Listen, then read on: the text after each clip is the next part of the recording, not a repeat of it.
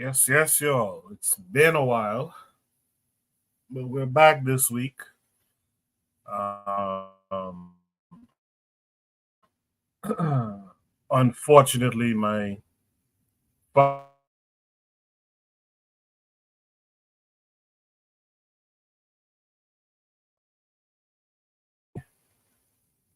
from doing the show. Funeral services will be next Saturday, so we won't be live next Saturday, but I'll be traveling. I'll be at the funeral, and we'll see about the week after. But I wanted to, come by and let everyone know what was going on with me and to explain the absence the past 2 or so weeks. If you're out there listening, can you drop a one for me if you can hear my voice? I just want to make sure I'm being broadcasted. I see a lot of slaughter for the RBG colors up in the chat. So if you can hear me, just drop a one for me. Arthur's just dropped a one. He said the actual word one. I appreciate that. So again, I haven't been here because of the passing of my father, but you know, uh, we'll talk about that more a little bit later. What I want to do now is tell you guys what we have in store tonight. Tonight we're gonna try to answer the question: is colonizing in the DNA? Shout out to the matron who's in the chat. Make sure you guys are supporting the matron as well in her live streams. So is colonizing in the DNA?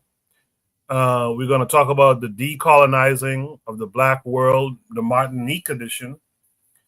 We're going to talk about how AI is taking over. This one is for Sister Raw. We're going to ask the question, can Pan-Africanism coexist with patriotism? That's an interesting question. And last, we're going to discuss Dr. Ivan Van Sertima, and a lot of the disrespect he gets today due to pretendians, but we're going to talk about some counter evidence, some claims of his. So those are the conversations we're going to. Those are the conversations we plan to have tonight. Thank you, After, for the condolences.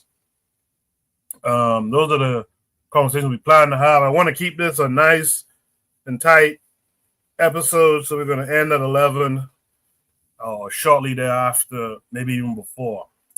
What we're going to do now is start the show officially, and on the other side, I'll drop Shoot the Breeze, topic number one, as well as introduce any and all of the panelists tonight. So, guys, do stay tuned. But in the meantime, smash the like button for me.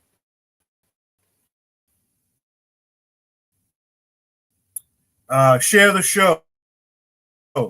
Invite a friend. I'm going to be working on that the services when I come back. So, but in the meantime, do me that favor. Share the show to your social media and invite.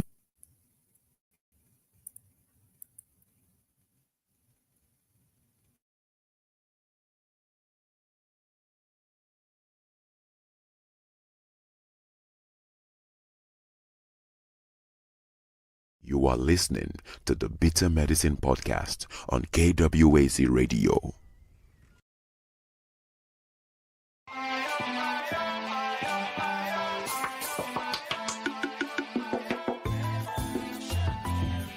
Welcome to the Bitter Medicine Podcast, where it's all about Black empowerment.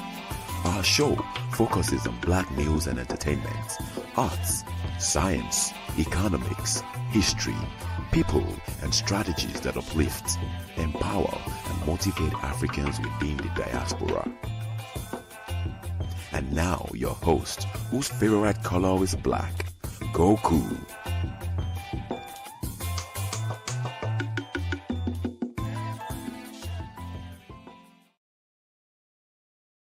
Welcome back to the Bitter Medicine Podcast. I am your host, Koku. Just want to remind you guys before we get the show rolling that this show is part of a podcast network called KWAZ Radio. There are other shows on the network you are invited to tune into. This is D Webb with the Harsh Reality Podcast, asking you to tune in where we tackle the news of the day that affects our community, only on KWAZ Radio. Peace, family. This is Oni, inviting you to listen to the Pro-Black Perspective, where black problems are addressed with black solutions. Greetings, fam. Tune in to The Learning Curve with me, the Revolutionary Matron on KWAZ Radio. You are listening to the Bitter Medicine Podcast on KWAZ Radio.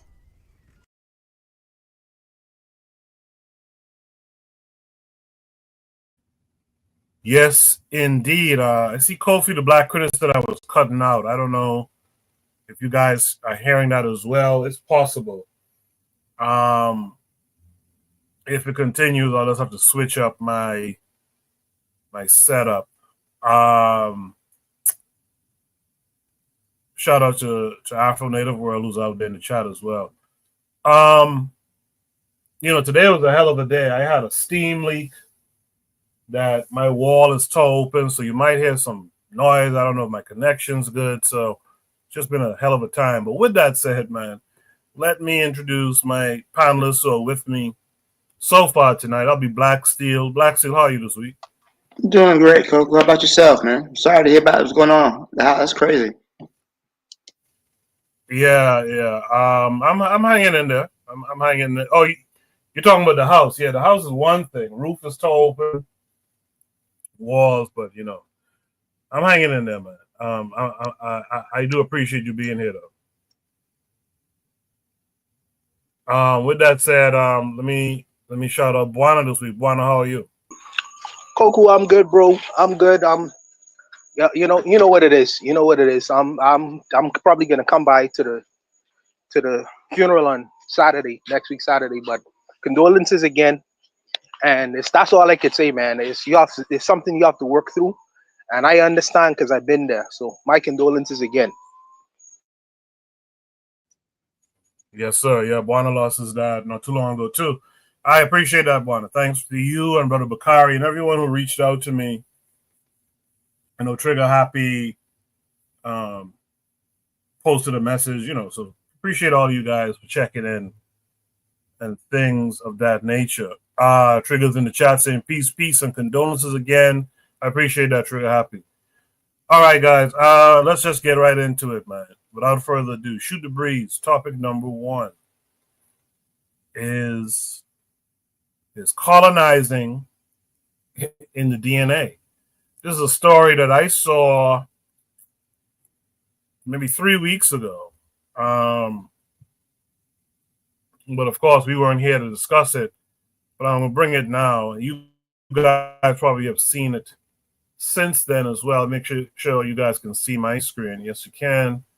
Shout out to Kofi and Cheryl. Sister Cheryl giving their condolences as well. I appreciate that, guys. So, should we start with number 1? Is colonizing in the DNA. This takes us to a tweet from Kevin Blue. I've been indicted for planning a violent takeover of a Haitian island. Federal investigators say they spent almost an entire year training, studying Haitian Creole, and mapping out a detailed plan to travel to Gonave Island and carry out a massacre. Let's watch the story. This is wild stuff. Let's watch the story. Prosecutors say the suspects didn't plan to go it. Prosecutors say the suspects didn't plan to go it alone. In fact, the feds say they plan to recruit people who are homeless in Washington, D.C. to serve on their, quote, expeditionary force and take over a small Haitian island. The grand jury indictment handed up today charges 21-year-old Gavin Weisenberg from Allen and 20-year-old Tanner Thomas from Argyle with conspiracy to murder, maim, or kidnap in a foreign country, as well as a charge of production of child pornography.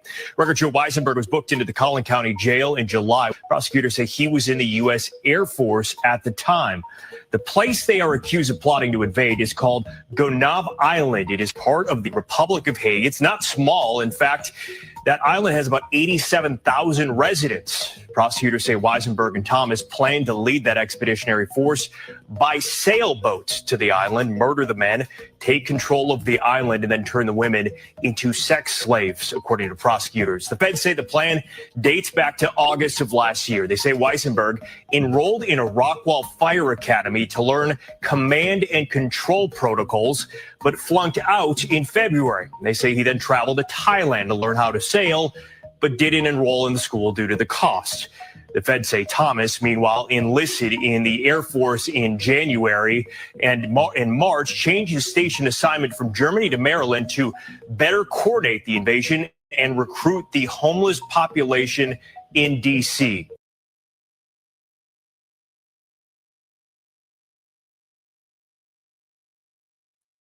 I stopped kind of abruptly. I didn't expect that. Let me see if there was more. I don't remember now. No problem. But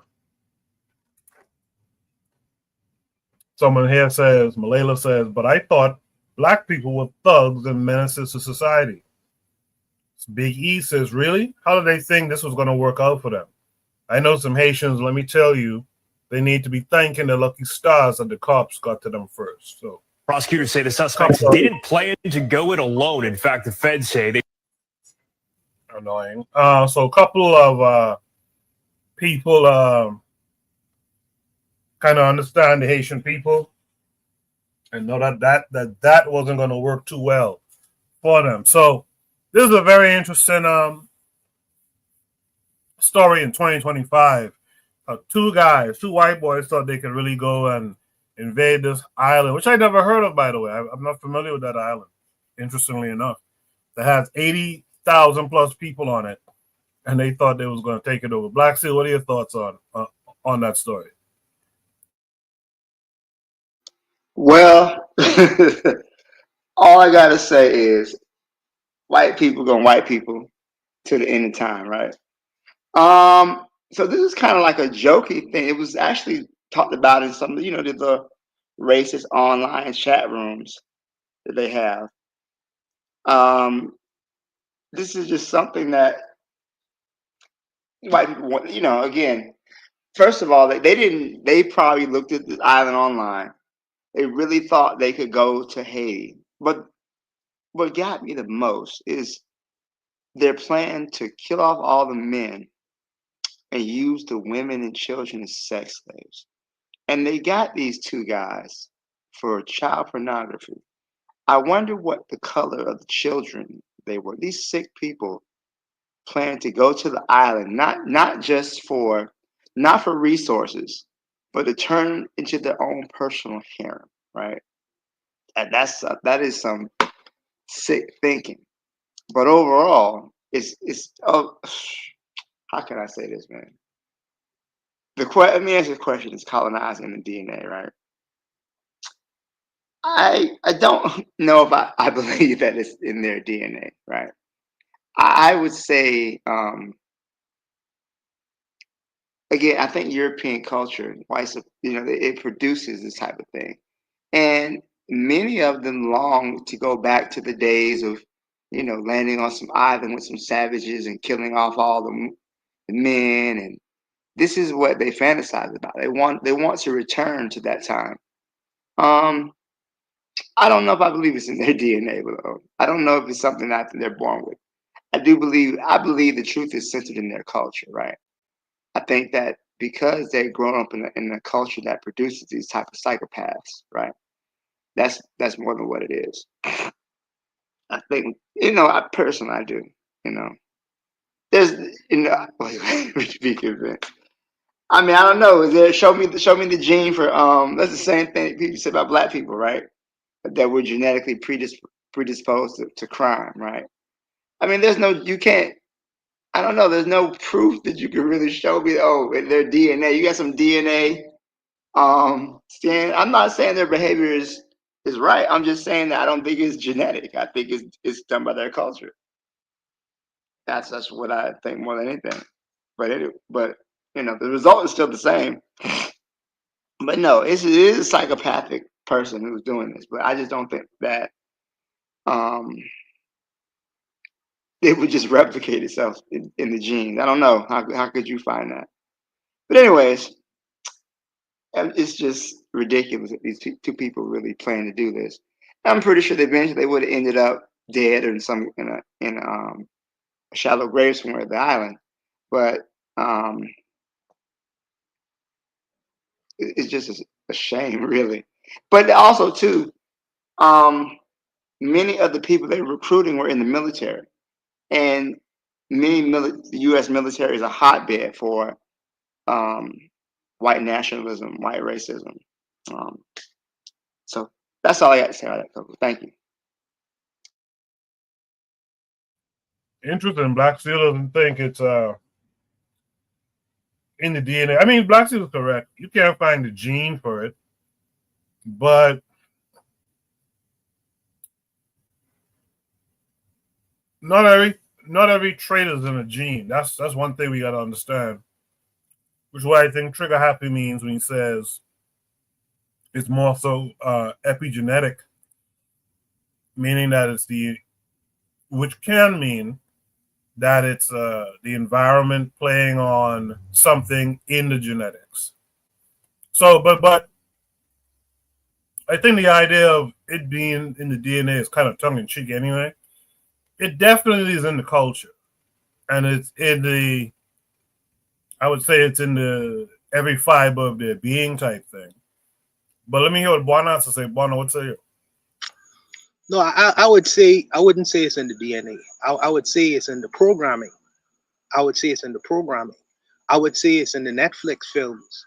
I would say it's in the history books that they've been taught from a very early age. All the cartoons telling them they're conquerors. You know, they almighty. They the Ubermen of history. Always the good guys. You know, and I think that's what is in. And once you fed off of that nonsense for a certain amount of time, it's going to produce a certain outcome. See, the act of what they did was audacious. It's an audacious act.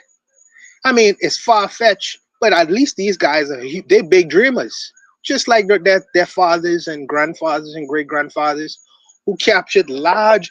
If you look at England itself, England is a very small island, but they used to say the sun will never set on the English Isle. This is how much territory they was able to capture with a small amount of people.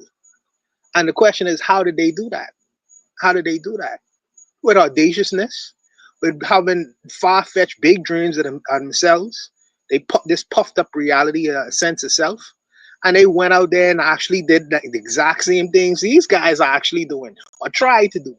I think that now they're going to find a completely different reality. See, I know these guys would have eventually ended up dead.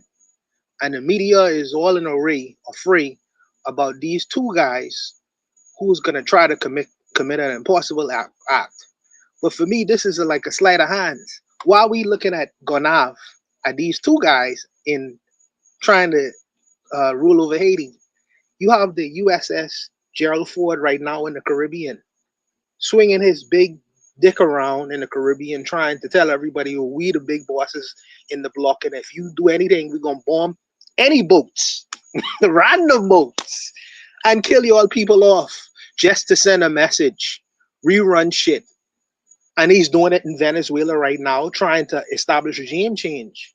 So while we focusing on these two guys who is gonna attempt to commit an act, we have the USS Gerald Ford with the crazy man in office trying to do the exact same thing on a greater scale. The audaciousness of it, taking up democratically elected person out of Venezuela and replacing him because they won't conquer the whole of that territory. When you're imbued with this idea of white supremacy, these are the kinds of fanciful notions that you do. Never mind, we may be able to conquer lands, but the ability to maintain them lands is going to become impossible because as soon as you put your puppet regime in place, the people themselves are going to rebel against that. It's not going to last for so long. So you could swing your big dick around, but the eventuality is you're going to be deposed. But I mean, like I say, these guys are big dreamers. They've been imbued from day one, from since it was in kindergarten, that we are the Ubermen of history. We are the conquerors. We are the mighty heroes. Let's go conquer territory. Their grandfathers probably told them these kinds of ideas. When they're gonna meet a completely different reality when they set on the shores of Gonaïves. Because Gonaïves, the Haitians, they ain't forget the history either. So I say, you know, good luck. Good luck. I will ask this question. Well, I have a question I'll ask. And I'll do it right after I read a couple of comments here. Sister Cheryl says Europeans' ancient history tells us they're used to living in environments that are harsh. They don't come from lands of plenty, so they develop these harsh behaviors. Is definitely epigenetic. Trigger Happy asks a question. Do they have anything to undo this? Talking about these white folks in general. Do they have anything to undo these kinds of behaviors? If you've been doing this for thousands of years, it's hard to stop. My question would be,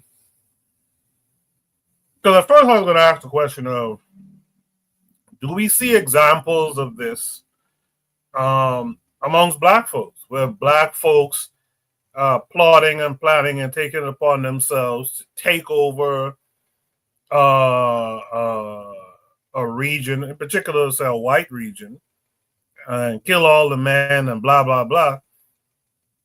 I don't think we do. But then we do have, and this might bother some people for me to say it, but we do have guys like Traore, who does wrestle power, stages a coup, wrestles power, and is doing what he's doing. Is that the same? Is that the equivalent? Is that black folks taking on this kind of idea of I'm going to impose my will and pull power? Is that a good equivalent? Boy, what say you? Why you put that in my lap? Oh, put that in my lap.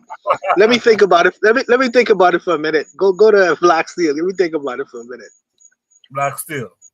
Let's see. No, I don't think that's the equivalent. I don't think so at all. Because these dudes is going over there to rape and pillage, right?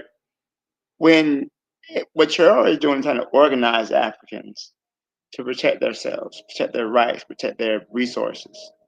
So yeah, no, I wouldn't say it's the equivalent at all, actually. You know?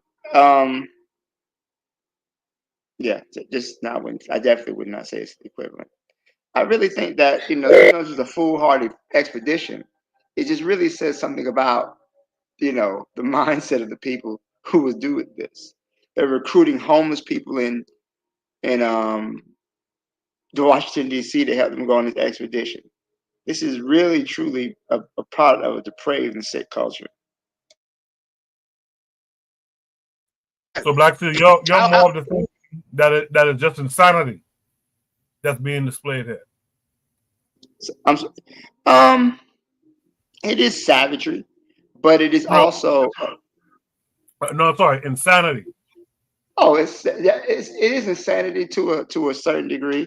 It's insane, but also there's a method to the madness, right? And the idea is that their culture produces this type of attitude. To think that in 2025, and I get a lot of it too went on their lack of knowledge. They didn't know anything about Haiti. They didn't know anything about their islands or anything else like that. But in their mind, they thought, "Oh, we can just roll up on this country. They're poor. All they do is kill each other. We could take this opportunity to do this." They came in with the knowledge that Africans are backwards, Asians are backwards, and they could just go on there and do that. So that's just my thoughts.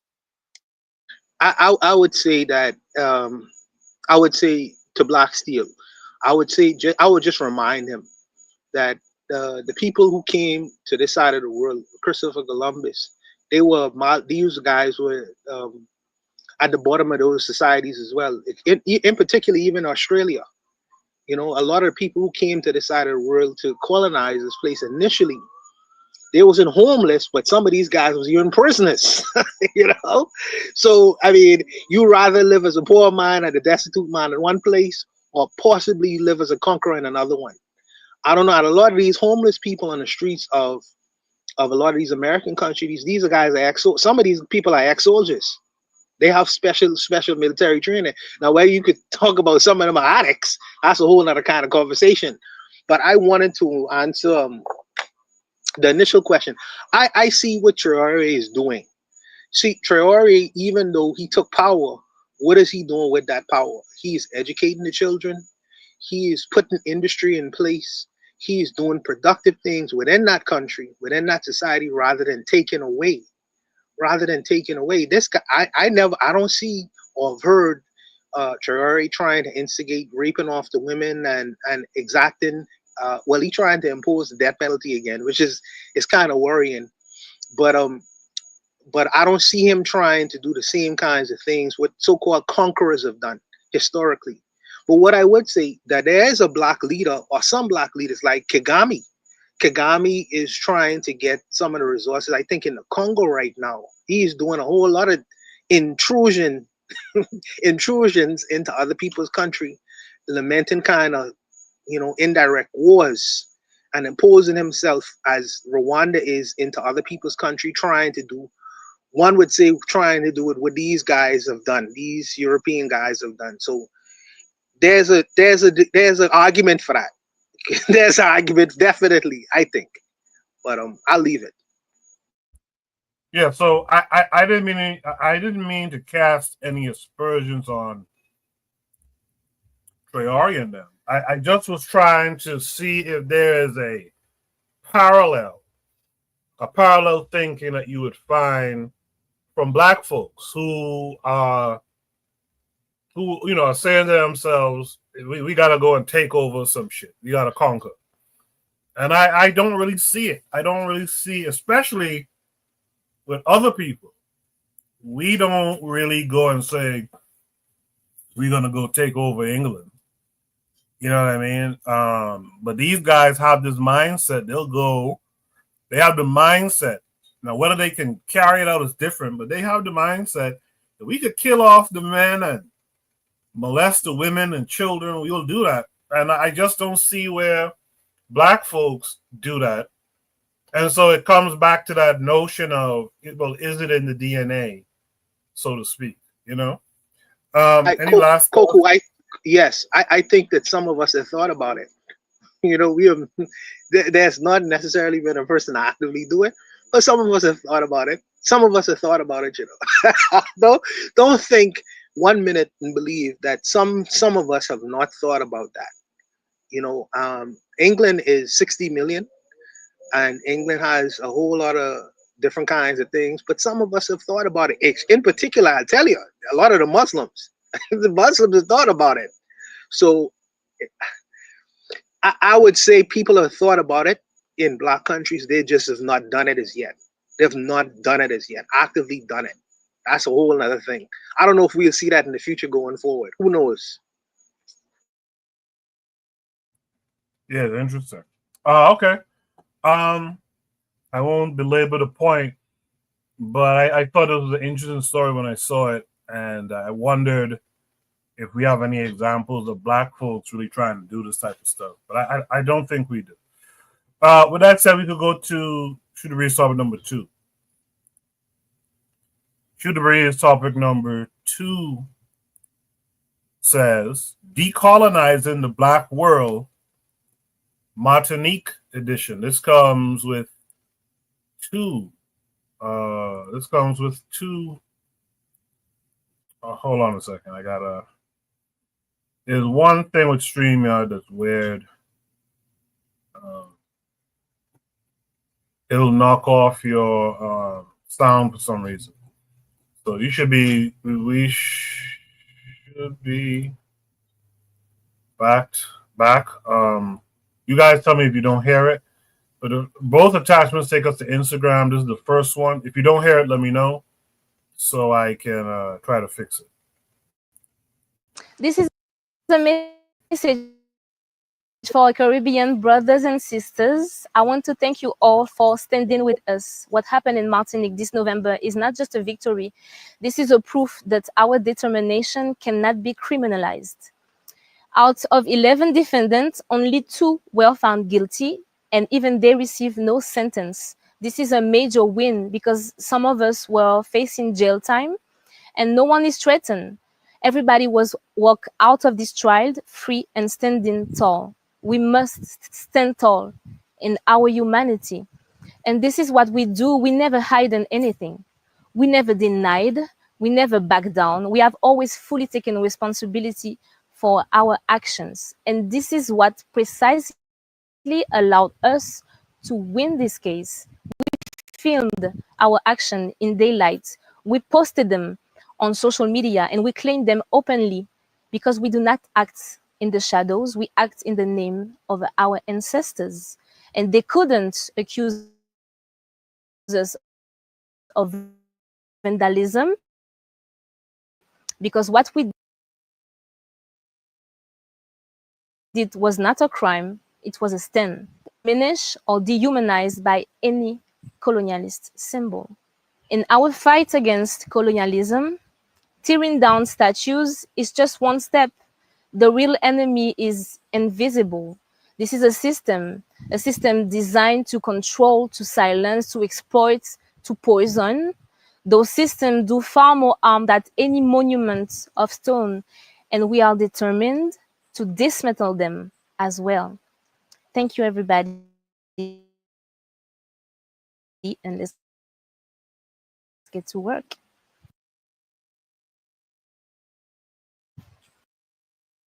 This is a message. What happened in Martinique? Yeah, my computer's acting up. I apologize. It's moving kind of slow. So this post, by the way, was from Know Your Caribbean, and it has a caption that says, "We will not apologize. This historic victory for Caribbean decolonization is a huge reason for us to celebrate and still know we have work to do. Thank you at Jay Asani and our entire activist family in Martinique.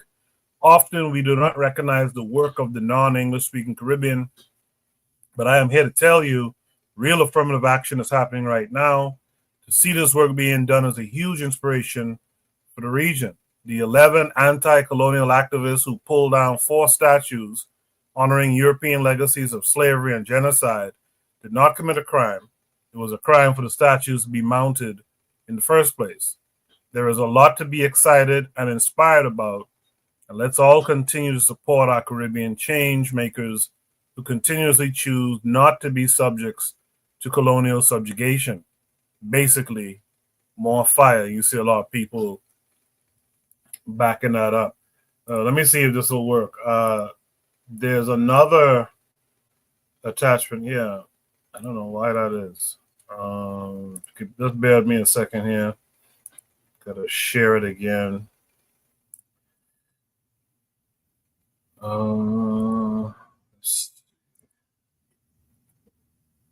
So this is, make sure you guys can see my screen.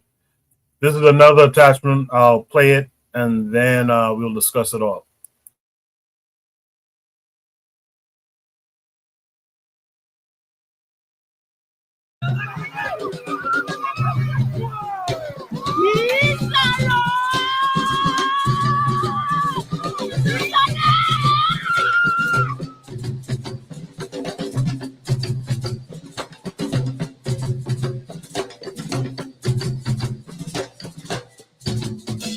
Maman ka pleure ti kay la ka coulé ba moi condamné à force ici travail ba be keme cholu ke ba be me jamais bon kayou pe kenyan pa be la li non ka lever ho allez jeliche maman ho allez wo chili ma lele ho allez jeliche maman ho allez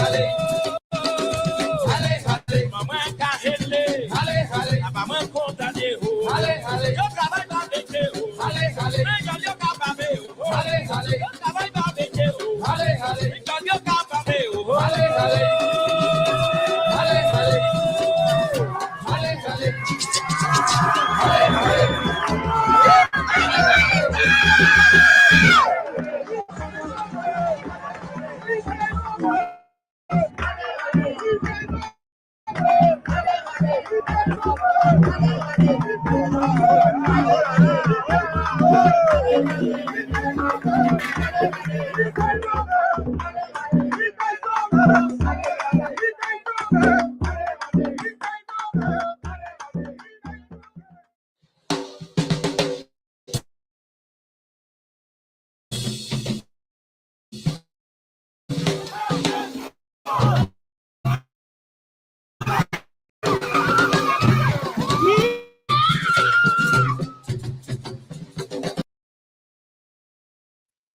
What's funny, this scene right here reminds me of a scene, Buana knows the scene. It reminds me of a scene that happened in the Bahamas a couple of years ago. I want to say during the pandemic, where a guy took an axe and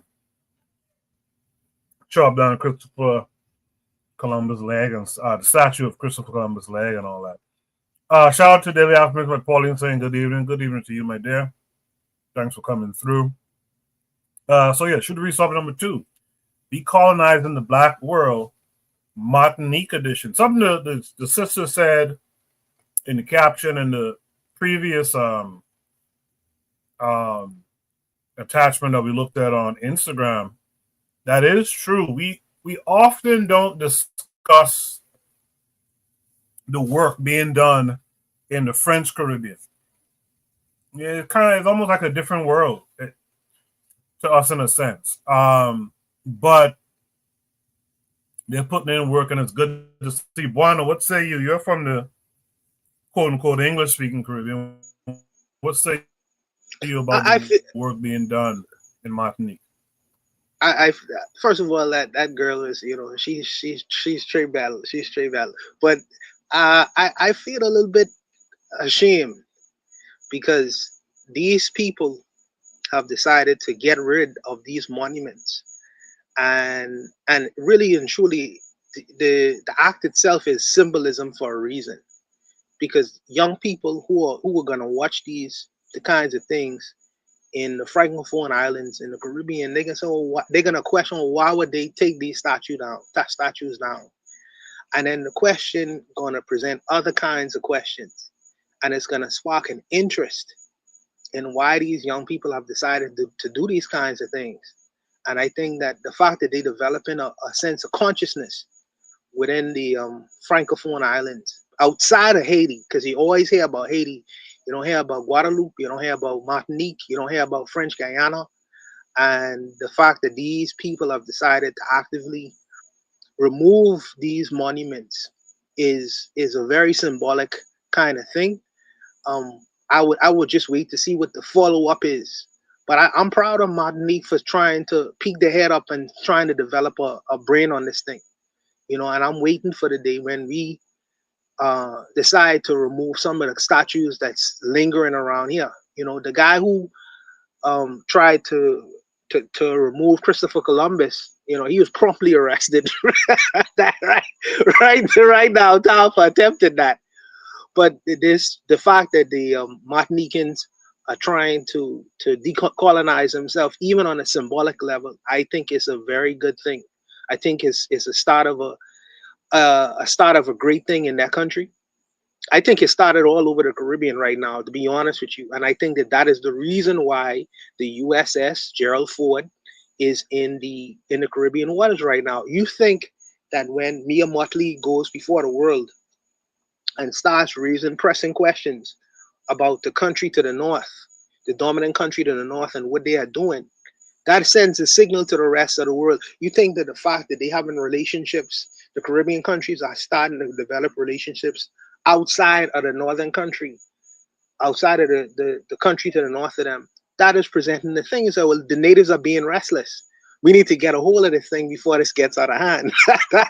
So that's why they bring in the big stick to maneuver around the Caribbean Sea, to let everyone know y'all need to stay in your place. But the natives we ain't gonna never stop being restless until we get our freedom eventually. So it's a long fight, but we can continue to do what we need to do. And I'm glad the Martinicans are doing what they're supposed to do, just like their ancestors. So the Martinique and Guadeloupe have the same kind of revolutionary history as Haiti does. But sometimes it's overlooked because Haiti was so grand scale. But I believe that we speak with one voice in the Caribbean, whether we speaking with a Spanish accent or we speaking with a French one or an English one. I think that, there's a whole lot of cohesion that exists. We understand our connectiveness. So I think that the eventuality, this is just going to spread like wildfire. That's what I see it as. Because what goes on in Martinique, believe it or not, is going to go on in the other Caribbean countries. It's just a matter of time. It's the same thing with when me and Motley say, well, we want to become a republic. Then you have Jamaica start talking about it. When they start having relationships with African countries, like Jamaica, Barbados, other countries want to join in. So I think that, in the Caribbean, sometimes monkey see, monkey do. That's an old racist saying, but I think that it'll eventually spread. And I think that these kinds of videos is gonna accelerate these kinds of notions, ideas in the minds of young people. The old uncles, we need to get rid of them, man. They trying to hold on to a history that is past and gone and need to be buried with a big rock over it. But I'll leave it there, Koku.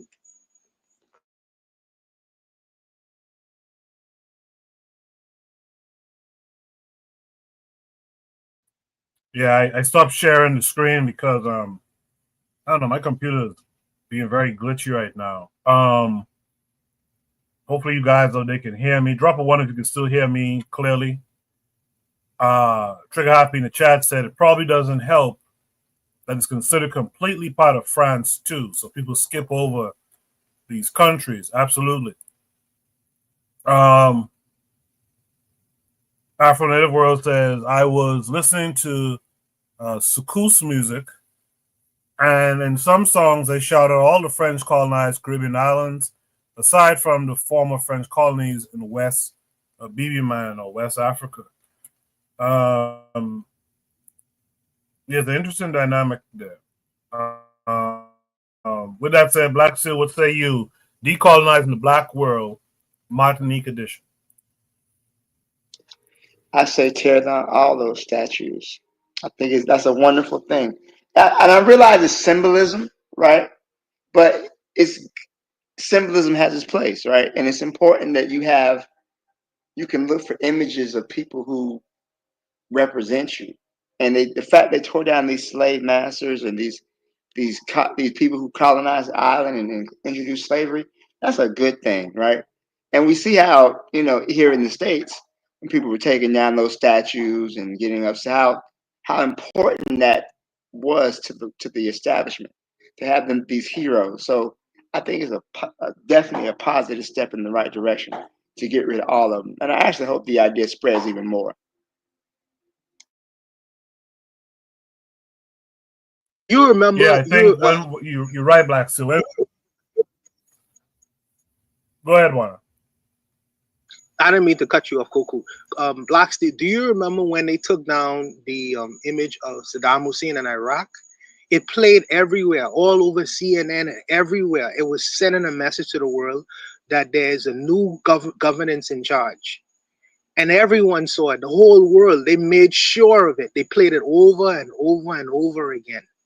And I think that, like you say, symbolism has its place.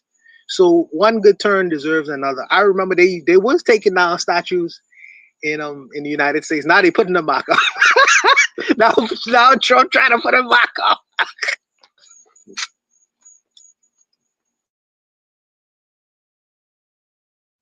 Yeah, I was just going to. Yeah, Trump is trying to put some of them back up. But I was just going to kind of reiterate that when Buano was saying, Black Seal mentioned this, when Buano was saying symbolism, I kind of winced a little bit because I don't want the listeners or the future listeners to think that, we're saying that, they're just doing it for show. I like Juana did expand upon. I think it's good to do these things because, like Juana said, the youth are gonna question why y'all doing that. I just hope that the messaging around the actions are clear, and that it becomes a teachable moment where you inform the youth.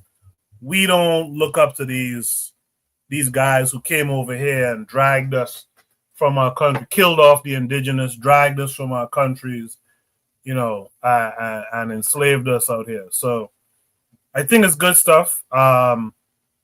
Like Juana said, monkey see, monkey do. That's an old saying that we have. You know, and I hope that others will follow suit. I think that's the thing that our enemy has to work the hardest at. This notion of if that set of slaves sees the other set of slaves doing something, they're going to be inspired, and I think that's why they put in so much work with the, you know, like right now, Buana is saying how they got the ships in the Caribbean right now. They got, you know, all these different measures to kind of make sure. In fact, this whole, I don't know if you guys saw it, but I didn't make it a topic tonight because I didn't have a chance to get into it.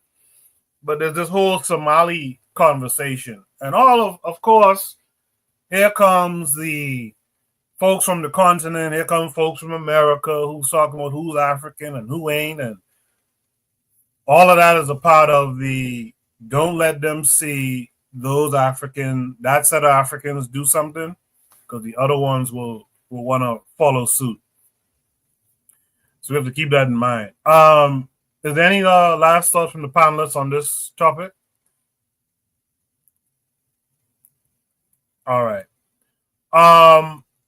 With that said, let's just go right into it. Should read topic number 3 then. Should read topic number 3 says AI is taking over. This one is for Sister Raw. So this came with an attachment that's taking us to YouTube. Shout out to Sister Raw as well, by the way. Sister Raw, if you're watching in the playback, this one's for you, I guess. Where are we supposed to go? Back to where you began. The Caucasus Mountains. Build something better there. Daddy, I don't want to go to the Caucasus Mountains. I want to stay here. You are ordered to evacuate peacefully. The mountains await your rebuilding. This is a troglodyte we're dealing with. James, they said we gotta leave tonight. They're taking us to the mountains. Tell them we're family. James, they said we gotta leave tonight. They're taking us to the mountains. Tell them we're family. I don't want to go to Caucasus Mountains. I want to stay here. All Caucasoid partners report to processing. Caucasoid partners report to processing. Repeating. She's my family. You can't decide who I love. Move them now. You leave tonight to the Caucasus. Every American citizen of European descent will be relocated. They can't really do this, can they? For the sake of this nation, they will go. And they will endure. They're sending us to freeze. Then we don't freeze. We survive. We never meant no harm. Then you should have said something when harm was done.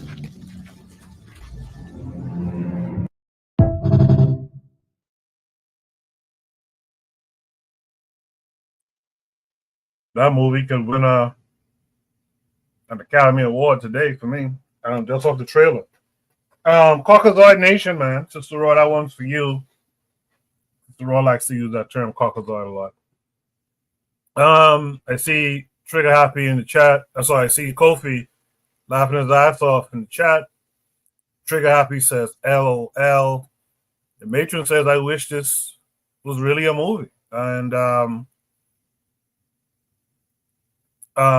Sister Cheryl puts up the fire emojis and the laughing emoji. That's funny. You know what? I want to play that again. I want to see it one more time. Let me just allow me to play this one more time, just to see something real quick. Where are we supposed to go? Back to where you began. The Caucasus Mountains. Build something better there. Daddy, I don't want to go to the Caucasus Mountains. I want to stay here. You are ordered to evacuate peacefully. The mountains await your rebuilding. This is a troglodyte we're dealing with. James, they said we gotta leave tonight. They're taking us to the mountains. Tell them we're family. James, they said we gotta leave tonight. They're taking us to the mountains. Tell them we're family. I don't want to go to Caucasus Mountains. I want to stay here. All Caucasoid partners report to processing. Caucasoid partners report to processing. Repeating. She's my family. You can't decide who I love. Move them now. You leave tonight to the Caucasus. Every American citizen of European descent will be relocated. They can't really do this, can they? For the sake of this nation, they will go, and they will endure. They're sending us to freeze. Then we don't freeze. We survive. We never meant no harm. Then you should have said something when harm was done.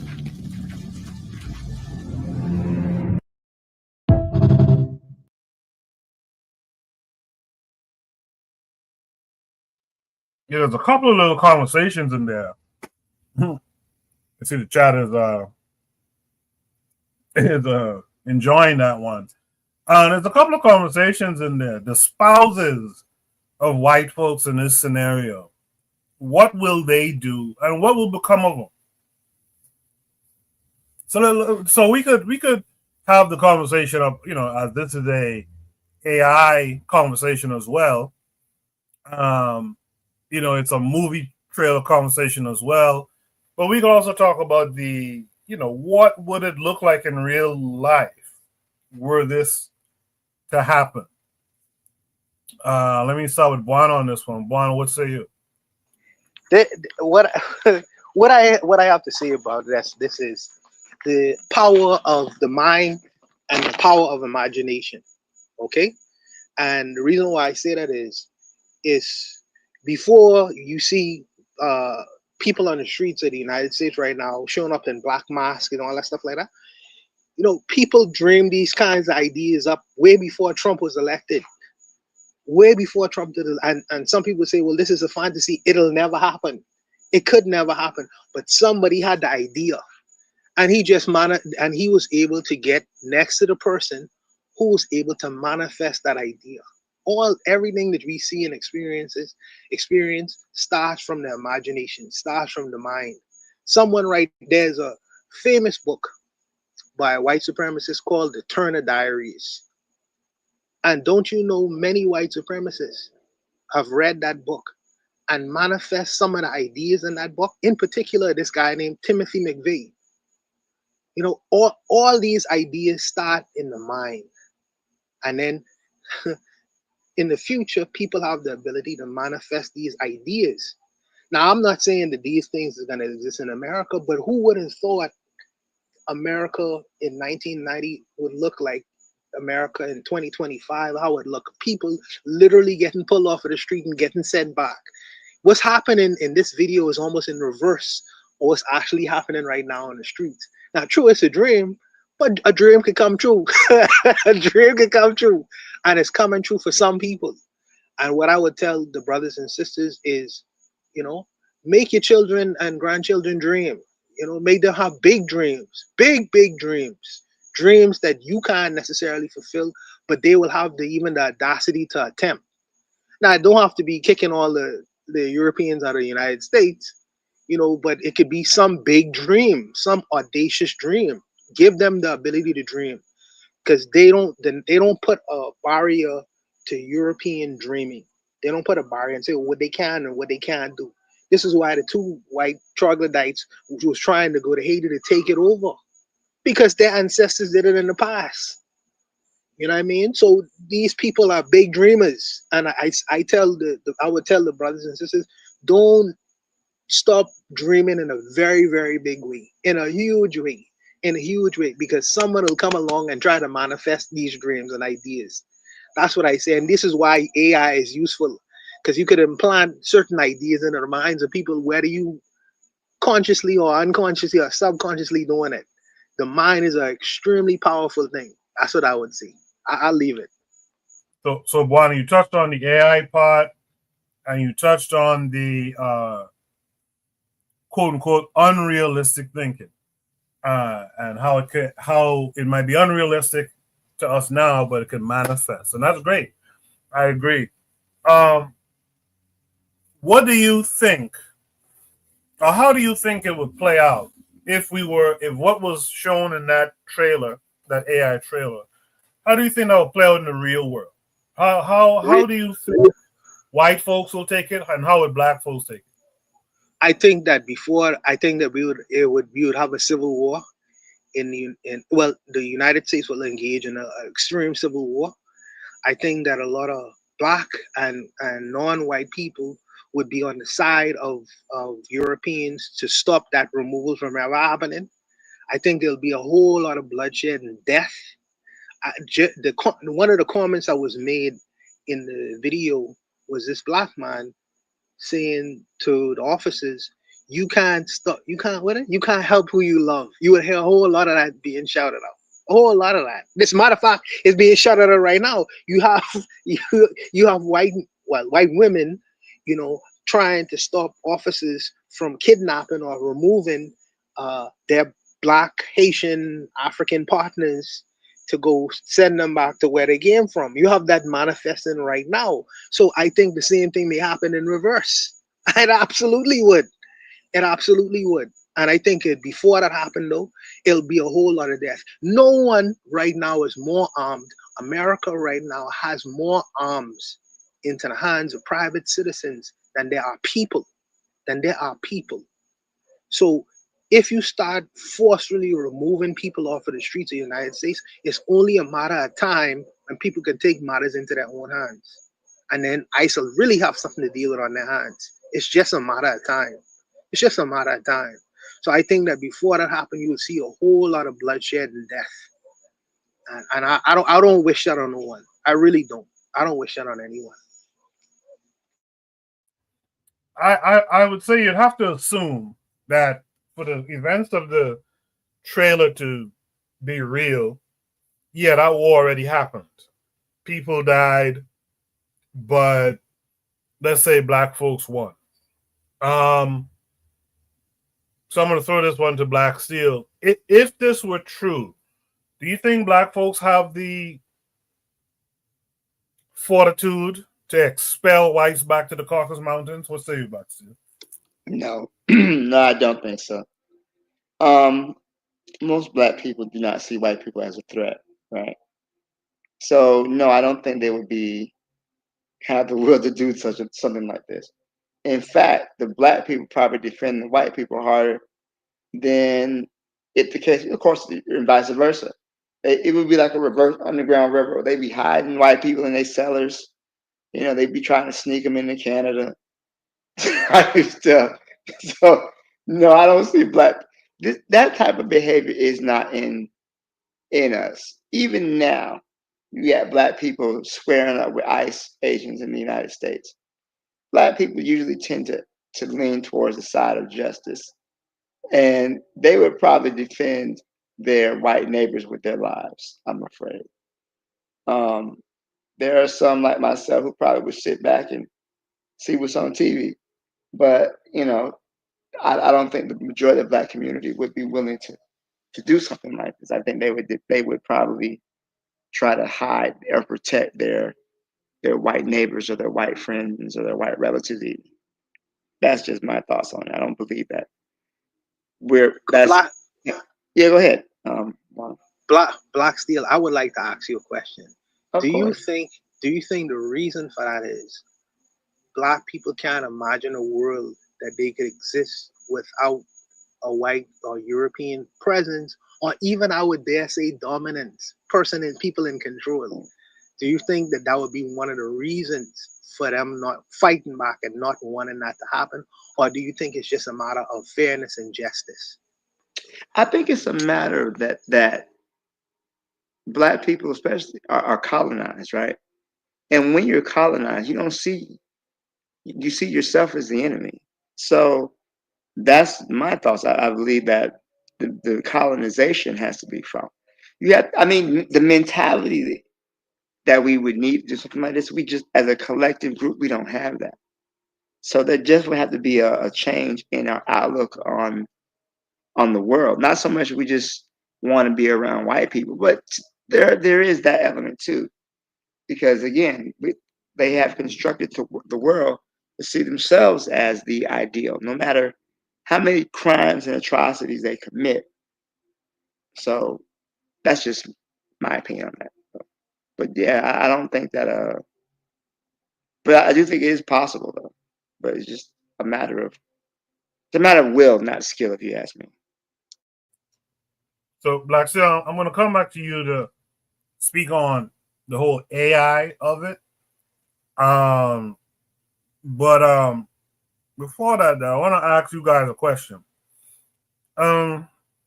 the Britons. The Britons were enslaved by the Romans, right? Yes. Do you think the Britons do you think the Britons would hide the Romans? Let's say the Britons took power. Do you think they would hide the Romans and talk about, oh Lord, I don't want the Romans to go? Just out of curiosity, do you think that will be the case, or do you think that the imposition of race and the construct of race has something to do with that when it comes to us? Why would we be like, oh Lord, don't send the white folks away, the oppressor away? Why would that be the case for us? But if we don't think the Britons, for example, or whoever was oppressed by a group of people wouldn't have done that, then why would we do it? Anyone could answer. I would say this, that the technology for propaganda is much more sophisticated now in the 21st century than it would have been in the first century, right? So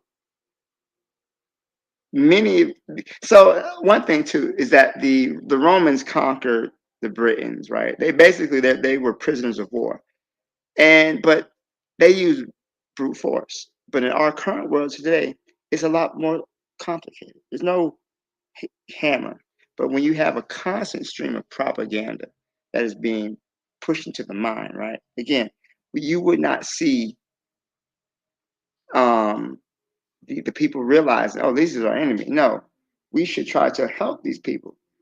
I mean, between the religion, which is indoctrinated us to love our enemies, and the media and everything else like that, it would be a big problem. Not the fact that these people back then, it's a little different time. I think that the mentality is the big issue, if you ask me. If I would say anything, here's what I am watching in real time is the current president of the United States is trying to actively put in place policies to remove non-European people from the country, actively trying to do that and replace them with Europeans.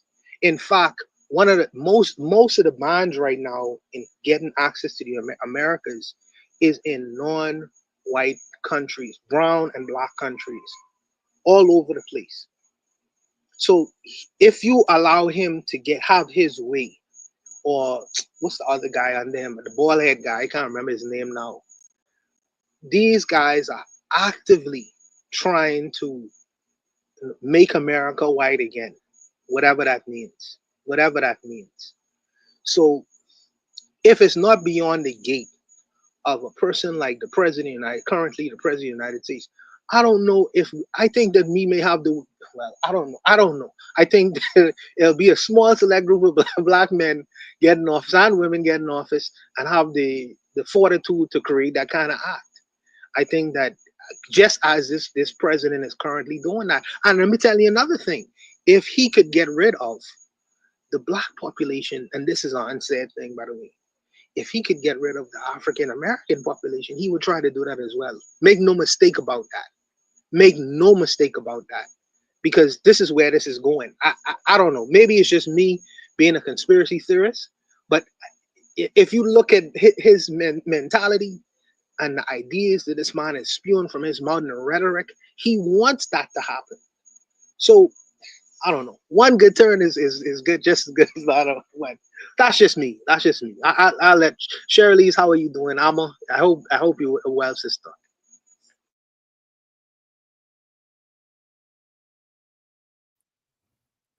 So but before we go to Sister Cheryl, Black Steel, what are your thoughts on AI and how? Because you talked about propaganda. Can we use AI? Can we use AI now to propagandize ourselves? Absolutely, I think we should. This very video is a good example of propaganda. Yeah, AI is a tool that can be used for good or bad, and I think this was a good tool to spark conversation. But yeah, absolutely, it can. Actually, it should as well. It should be used as that because That's what our enemy is using. They're using AI to distort these things. So why can't we use it to propagandize our own people? It's an excellent tool for that, if you ask me. Well said. In the chat earlier, Trigger Happy disagreed with you guys. He said heavily disagree. Kemet debunks this, that we have the ability to kick our enemies out. So that isn't really true. It's only true now because we are bred to think like this. Then later on, Trigger comes around. He agrees with a point that I think Black Steel made. He says, "Yep, I can agree with that. We have been bred in this way. It's also why we aren't quote unquote nice, because if we were, we would have unified by now. Because our temperament is universal to all, making Black unity easy." Afro-Native World says integrationism in all societies of this hemisphere really is problematic. Relating to the convo earlier about whites in the Caribbean, Black people fight for them now. Imagine if this were to happen. That's a heavy point. That's a heavy point. Which is kind of why, in many ways, I think, I'll just put this out there. This is why I think we need to start separating ourselves. I mean, we should have been doing that already, but we really should be trying to separate ourselves completely from these folks, because there might come a day where this propaganda works on some of us in the future, and we expel these white folks from up around us. We don't want to have to fight our own people to have to expel our open enemy, and that's something we have to think about. In the meantime, though, let's welcome in Sister Cheryl. Sister Cheryl, how are you this week? Yeah, I'm doing good. Can I be heard? Yes, ma'am. Hey, you just fine. Good evening, Cheryl. Hi, good evening. So, I guess the original question was, is AI taking over? I would say yes, and I would agree with some people in the chat that say that it can be used for good, like for Black people. I think in the Black world, like on the continent, there are ways that we can use it to, I guess, show our own people that, kind of like what this video was doing, showing our people that, these people are not to be, messed with. Like, we should stay away from them. It can have a positive effect on us, but it can also have a negative effect. And I know that people are just, with this video, they're just playing around with ideas. But I think, like, right now, like in reality, I see how AI is being used against us. I think there was against Black people. I think there was a video that came out about some Black people, and they said they were, I don't know, committing some crimes, but they weren't really committing any crimes. It was just AI. And I was just like, ooh, that can definitely get worse over time. I mean, they're just playing around with stuff, but like that can definitely turn into something pretty awful. I I don't know how more awful it can get, but you know how AI is. And then I just, it's a slippery slope. I've seen it used in positive ways in the Black world, and I've seen it used in negative ways. But in terms of the video, I thought the video was interesting. I saw a lot of different things, like what a lot of people pointed out with the white woman and the Black man. She was like, "Oh, save me, Black man!" Like, I mean, I just think of it like how Africa is now. Like, there are white people there, but there aren't a whole lot of white people there. They're just like controlling Africa from afar, right? So I kind of look at it like, I see this Black man, he's telling them to go back to the Caucasus Mountains, but he's still wearing a suit and he's still upholding white institutions. So I'm just like, okay, well, the worst that can happen for white people, is that they go back to Europe or whatever, but they're still control the Black people in, I guess that was America. I'm assuming the Black people in America are still controlled by white people, kind of like Africa. That's how I was thinking it. Like, kind of, I don't know, like, but I do agree with like everybody's saying about how there's going to be like a lot of tension with, if that were to actually happen, like Black people fighting for their white spouses, because you see that now. But yeah, I just kind of saw those little minute details. I was like, they go back to the Caucasus Mountains, they be all right. Because I mean, they got their puppets in Africa, so they just have their puppets in America. So Yeah, Afro World agrees with you. He said good point. He said neo-colonialism. Trigger Happy makes a point here too. He says we have to figure out some of the ecological constraints to AI, though. And a lot of AI is not owned by us either. The ecological is also why the spiritual is important. The part I wanted to really, I mean, all of it is valid. The part I want to point out is that we don't own the AI. So I fool around with ChatGPT and Canva, which has an AI model as well. This is how I make some of the graphics for the like Shoot the Breeze thumbnail and stuff. And I'll tell you something I noticed. You don't have the freedom to put in any prompt you want. You put in a prompt and say, okay, I want to show a Black guy defeating a white guy in a boxing ring. Some of these models will tell you straight up, I can't do that. And I find that very interesting. That there's these constraints, and it's because we don't own it, we don't define it. Because I'm sure we defined, and if we own and defined the constraints of an AI ourselves, we probably wouldn't allow someone to come in and say white guy defeating Black guy. At least I hope we wouldn't. We do need to get on top of that. And I did see that video Alma was talking about, because it was some Black youth who they basically put words in the mouth of that they was planning some violence or saying something violent. Wasn't the case at all. They had one of the kids on TV too talking about how he didn't say anything like it, blah blah blah. But I will say to everyone who's paying attention, that little trailer that we watched, it's not that difficult anymore to do. It's not all text to video type stuff, but you might have to learn 1 or 2 things. We can all do that stuff. We can all put out our own little pieces of propaganda. But one of our problems is we don't technologize. And that's the thing that's going to destroy us if we're not careful. These other folks are technologizing. They're putting war technology together. They're putting propaganda technology together, and we're not really doing that anymore. I think Sister Cheryl wanted to make another point.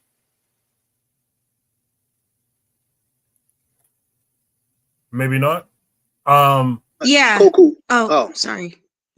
Go ahead, Amma. Go ahead. So there was so remember when I think there was an issue with like the SNAP benefits when Trump was taking away SNAP benefits from people, or he was changing the rules, changing some policies around SNAP. And so there were a lot of videos, AI videos going on Instagram about Black women complaining about SNAP, their SNAP benefits being reduced. And it comes to find out all of those videos were fake. And they were, they were just like these belligerent videos of Black women in bonnets and sloppy and fat and everything. And they were just kind of, doing the mammy thing. And I was just like, there's no way this is real. And it was like, you couldn't tell though, like it was that good. Like you could not tell it was fake. And you would just assume that it's real because you do get people who get on social media and do stuff like that. But it was too much and it was too extra. It was just like something off about it. And that's the only way I could tell. But a normal person would not be able to tell that it was fake. And so I think it's in many, many ways, it's more detrimental to us than helpful. I mean, I guess while we can use it for what benefits us, but I don't think it's something that we should be totally reliant on. Me personally, I love AI. I can't get enough of it. Coco, I would say check out DeepSeek instead of ChatGPT. Maybe DeepSeek don't have the same kind of constraints that ChatGPT has because the servers are they Chinese servers. So the constraints that's in the United States, you may find that you may be able to be more versatile by using DeepSeek. That's the one I use, and the way I use it is all right. For instance, if I have any kind of political or historic questions, I put into ChatGPT the different people of history, Black people history, Garvey, Gaston, a bunch of different people, Nkrumah or whatever. I have a series 6, and I know that AI scours the internet for all the quotes, all the books, everything they've written about every kind of question you could think about. And collectively, what AI will do is take that information based on the question I have, and it'll kind of like ask these different personalities in history the question I may have, if it's a political one, and it'll come up with an answer. It's the same thing in economically. You use the best minds because they've written so much material, books, different places where they sit. Warren Buffett's, Steve Jobs, all these other people. You could have a council of people, and the AI would scour the internet based off of the question you have, and it'll spell out an answer. Now, it's up to you how you interpret that answer, but AI could be very useful if you don't have face-to-face access with some of these people, either in present history or even in past history, because the AI scours all the things that's on the internet about these people, whether it's through book form or speeches or whatever, and it'll analyze it and it'll come up with an answer based off of what they would probably say. And that's how I find it to be extremely useful when I dealing with politics, economics, all manner of different, even food. So it's just how it's being used. I personally think, but no, yeah, I agree with you, one. I think, we tend to get on to stuff when it's too late. I think now is the time, especially before they put more constraints. And by the way, thanks for the deep. Is it what deep sake? Deep what again? It's called DeepSeek. DEEP Seek. SEEK. Yeah, just download it. Yeah. Yeah, I've heard it mentioned before, and I'll check it out. Because like I say, by the time we usually get on something is a little late. If you look at YouTube, a lot of us got on YouTube a little too late.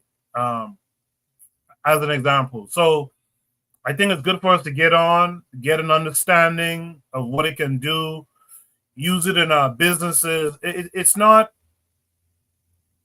all knowing, but it knows a lot, and it helps with research and cutting down time with research and stuff like that. So you should get on it. Someone in the chat named Milner, is that a white guy? Now that I'm looking at the image, Milner's Wrath 23. He said, "Is analytical intelligence not true artificial intelligence?" But Afro Native World asks a question. I'm going to throw it to you guys on the panel once I could find it. He asks a question: how do you guys feel about AI? He says, are y'all opposed to AI artists that are black made, AI musical artists that are black made? Anyone can answer in any order. What's your thoughts? I don't really. Okay, so it's an AI artist, but it's made by black people. I'm a little confused. Yeah, African world might need to clear it up a little bit. Are you talking about, like, for example, Timbaland created an artist the other day.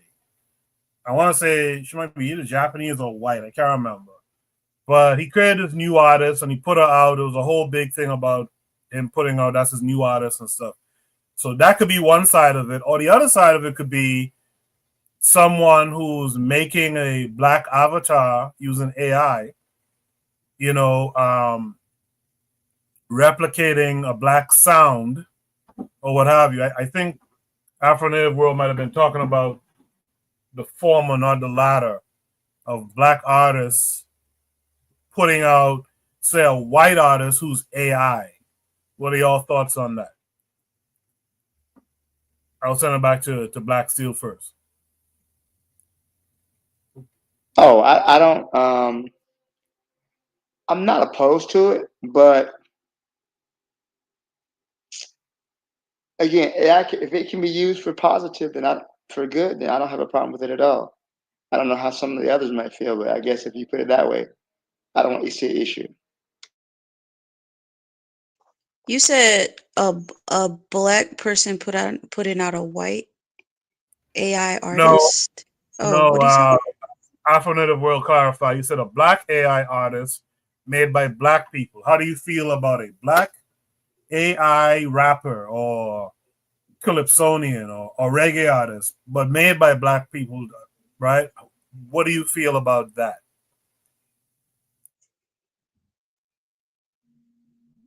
No, AI don't have no soul, brother. AI don't have no soul. It depends on what it's being used for. Like, I think they're doing this on a BB to me as well. Because when you don't have the money to pay for an artist and you're in desperate need of an artist, someone to sing or to rap or to get a message across, then in that example, I would say yes, then that would be a good alternative. Because how many people on the BB Toomey side, how many people are going to say, hey, yeah, I'll do that for free? You know what I mean? So, I mean, in terms of resources, I think it's a good substitute. So, yeah. Sister Cheryl, just do me a favor and clarify. What does the BB Toomey have going on? You said they're doing something with AI? Yeah, like, I think there's like music being put out, and I'm not sure if they've done it already, but, because my husband is also on a BB Toomey, so we're just talking to some people about them putting out AI artists, or they've been trying to look for people like actual black people, but to sing and to rap or whatever. But I think they're considering that the AI thing, and I think in that instance that then there's nothing wrong with that. Okay, so just to be clear before I throw it to Juana and them, a BB Toomey is putting out AI music that sounds like black people made it, and I guess using a AI black artist to do it. That's very interesting. Is that what I'm to understand here?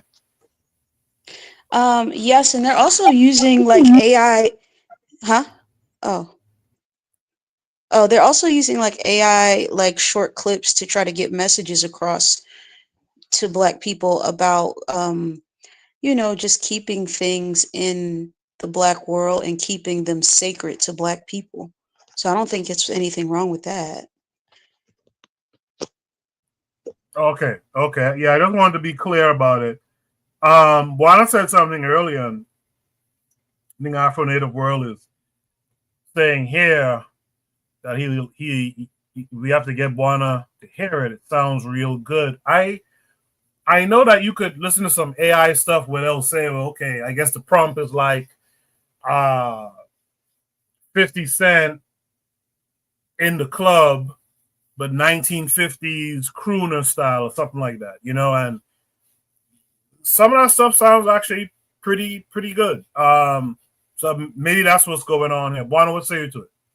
No, I think I have heard some of the things of what you're talking about, Cuckoo. And I think that what is going to be lost in that is the natural human voice. I think I agree. Me and Trigger Happy kind of agree with this element.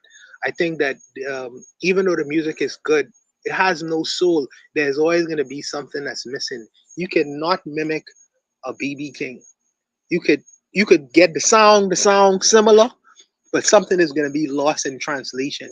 And I think it's going to be the human element, the little nuances, the little small things that the human being is actually doing, which is going to be replaced by the artificial whatever.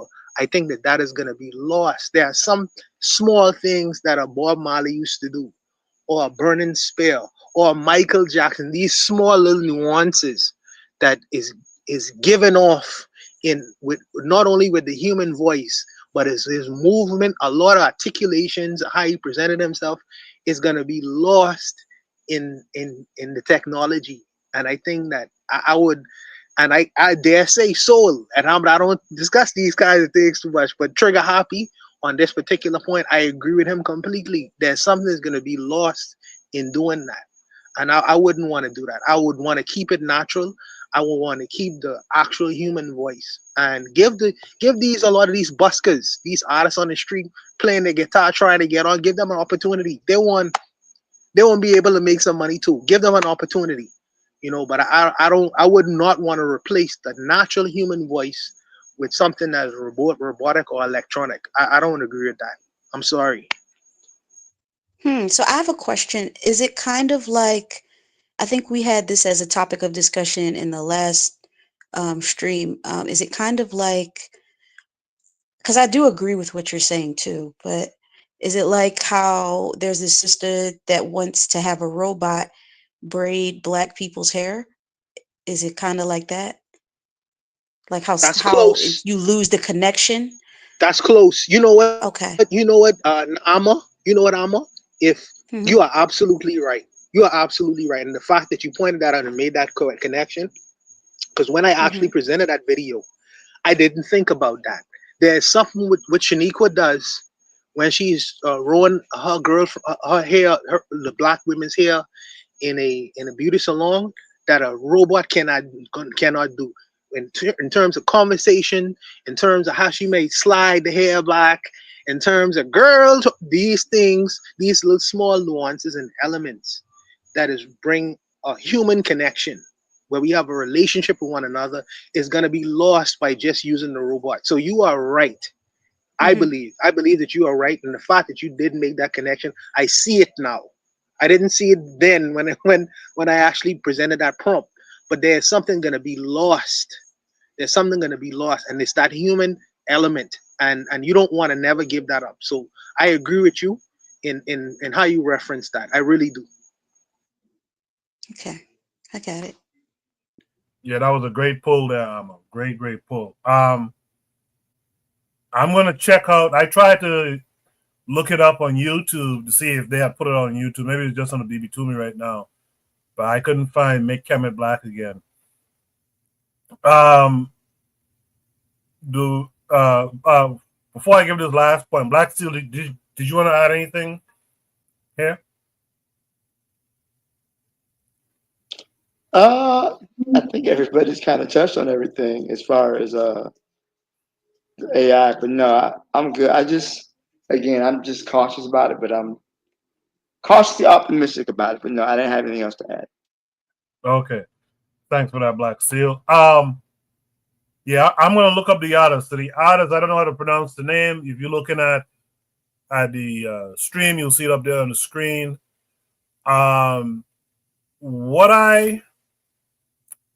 What I want to say about this topic, since it's about AI as well, I was watching an African guy on YouTube. I don't remember his name now.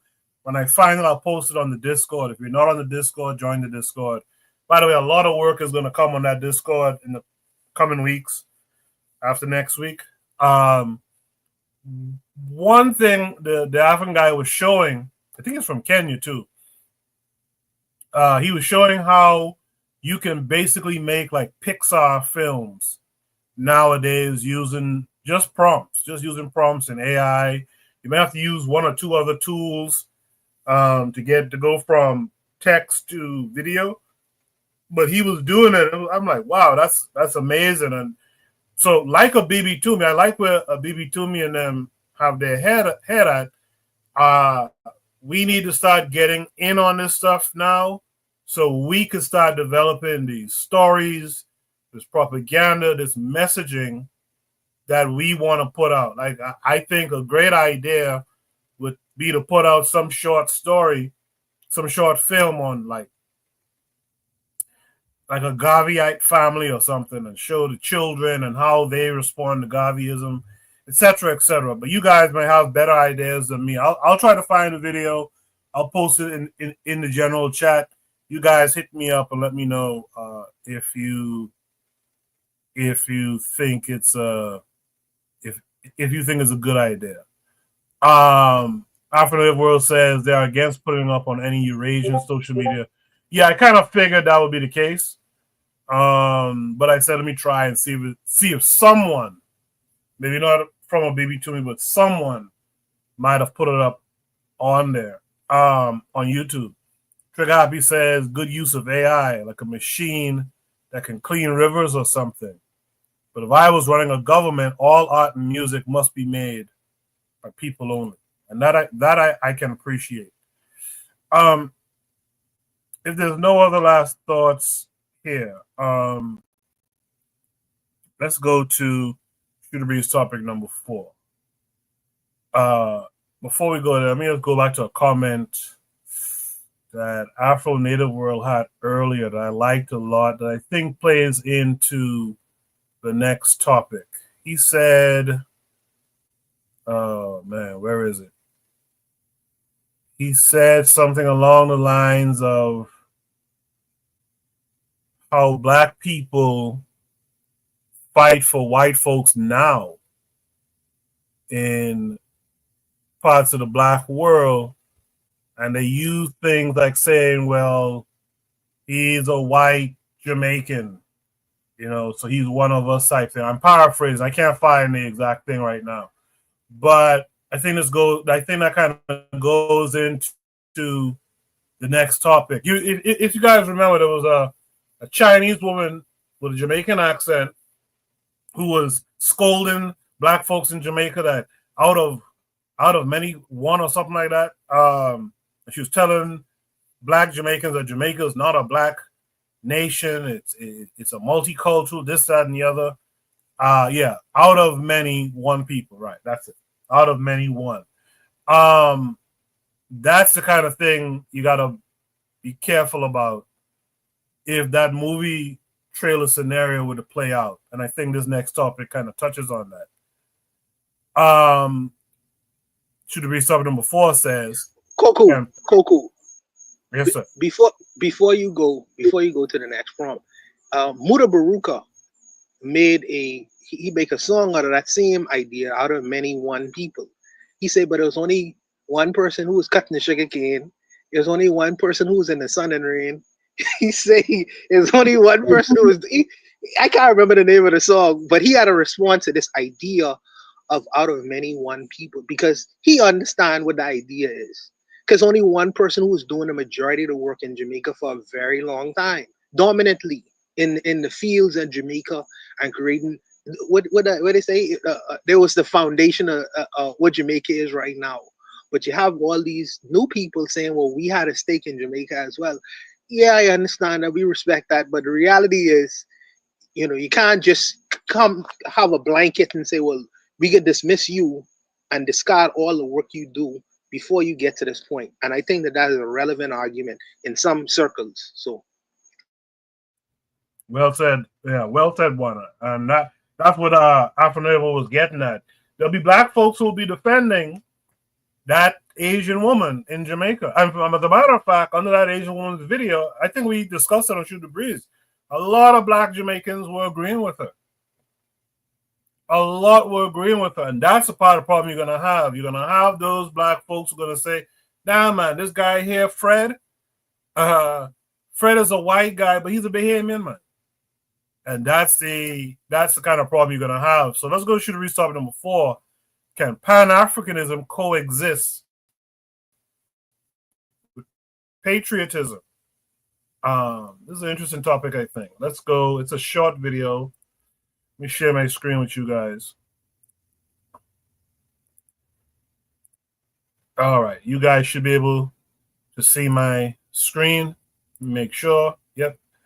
We'll watch this short. I might play it twice, depending on how long it is, how long the video is, and then we'll discuss. Individual to be both a true patriot of their African country and a true Pan-Africanist. But wait, I mean, considering everything we now know about Africa's history, the destruction of ancient civilization, the distortion of pre-colonial identities, and the long and brutal legacy of colonialism. What about the fact that Africa was partitioned with no regard for historical realities, cultural differences, and the relationship between different communities? You see, entire groups of people were forced into artificial borders, project called countries drawn by European elites with pencils and rulers in Berlin, Germany between 1884 to 1885. And when they were done dividing Africa without Africans' consent, each European empire claimed its piece as their property. So I ask, is it truly possible for an African individual to pledge loyalty to a nation state that exists within the confines of artificial borders drawn by European elites to separate the individual from the community and still be a Pan-African? Look, we are not fighting here. I'm just asking to understand patriotism within the African context and outside of Pan-Africanism. Help me. Wait, Nini? Is it truly possible for an African individual to be both a true patriot of their African country and a true Pan-Africanist? But wait, I mean, considering everything we now know about Africa's history, the destruction of ancient civilization, the distortion of pre-colonial identities, and the long and brutal legacy of colonialism. What about the fact that Africa was partitioned with no regard for historical realities, cultural differences, and the relationship between different communities? You see, entire groups of people were forced into artificial borders, project called countries drawn by European elites with pencils and rulers in Berlin, Germany between 1884 to 1885. And when they were done dividing Africa without Africans' consent, each European empire claimed its piece as their property. So I ask, is it truly possible for an African individual to pledge loyalty to a nation state that exists within the confines of artificial borders drawn by European elites to separate the individual from the community and still be a Pan-African? Look, we are not fighting here. I'm just asking to understand patriotism within the African context and outside of Pan-Africanism. Help me.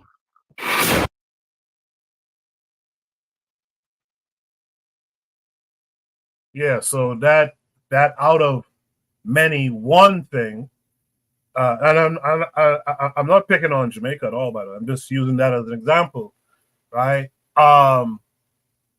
If they have that mentality out of many one, will they really, as a group, aspire to Pan-Africanism? Or will they say, nah, man, this brother over here, he's Jamaican like me too, etc. Same could be said about like Nigeria, for example. What are your thoughts? I'm gonna start with Sister Cheryl on this one. Sister Cheryl, what are your thoughts? Oh, thank God. Okay.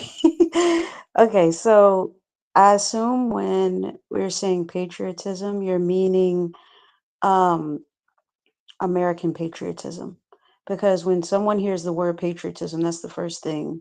Well, that's the first thing that comes to my mind, because that's what the flag represents, right? That's patriotism. Now, we know what Pan-Africanism is, I assume, in the chat, and we know what we're talking about when we say patriotism. So to me, it's like saying I can be a Christian and I can also I can also worship Ogun. Or when I get married, I can have a white wedding and I can also have a traditional wedding. Now, people do these things, but they're contradictory to each other. Okay, and that's where you get, it's like, for instance, on the continent, when you see African people having their traditional wedding and then they have the white wedding, and you're thinking, well, why do they need the white wedding? Oh, because I'm Christian and I worship it. But if you have your traditional, if you have your traditions, then why do you need Christianity? And that's where I guess the contradictions come into play, and people try to remix something to be something that it's not. And I'm talking about patriotism. And we do that when we have an attachment to a particular culture or a particular religion to make it fit into Pan-Africanism. But it doesn't matter how much we try to make it fit, it doesn't fit, because that's what's happening with Jamaica. It's happening in America. We're trying to say out of many one people, while at the same time the Chinese and the Indians and the Europeans are buying up all the coastal properties, and they're taking all the money from the local Jamaican Black businesses and Black people who are trying to survive in the inner city's core. So if you go to Montego Bay, you can see this. As soon as you get to the island, first thing you see is hotels and little shops owned by Indians and Chinese, and your hotels owned by Europeans. That's the first thing you see. It's not until you get 2 miles into the city core that you see the Black businesses trying to scrape a living off of, whatever people are left after they done gone to the little shops on the coastline. So, I mean, it speaks for itself. You cannot have both existing at the same time. If you do have both existing, one is going to be suffering while the other is thriving.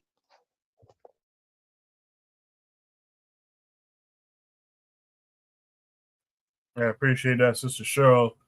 Lord of Slaughter in the chat says, not outside of a Black nation. He or she says, Pan-Africanism is for Black nations. But again, I have to go back to that point. If a Chinese person in one of these nations says, listen, I got my mother's passport that's from this nation, I got my granny passport that's from this nation, and great granny, I'm of this nation. But if we're going to say that this nation is a Black nation, for example, where I'm from is considered a Black nation. If you're going to say that's a Black nation, then how do you deal with these people, right? And if you really embody that idea that everyone from this nation, let's say the Bahamas, that everyone from the Bahamas is a Bahamian and we all Bahamians, then how do you reconcile that with Pan-Africanism, especially the way Lord Slaughter defines it as Pan-Africanism is for Black nations?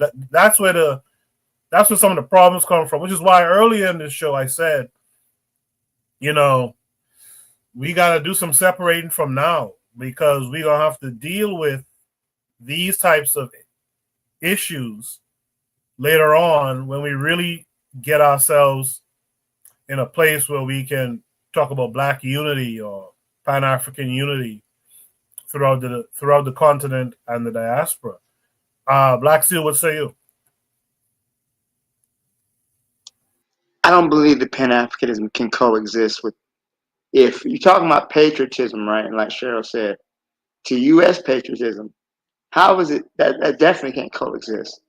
Because patriotism means, love of one's country. How can you be a Pan-Africanism and love the United States of America? Now, if we're talking about patriotism within the, say, for example, you have an African nation that is independent, you can be patriotic and still have your ideals of Pan-Africanism. But I don't think that within the context of, a Western society, it would be a complete oxymoron, in my opinion. How is it possible to be proud of the United States of America and turn around and be like, oh, but I love Pan-Africanism, when they're diametrically opposed?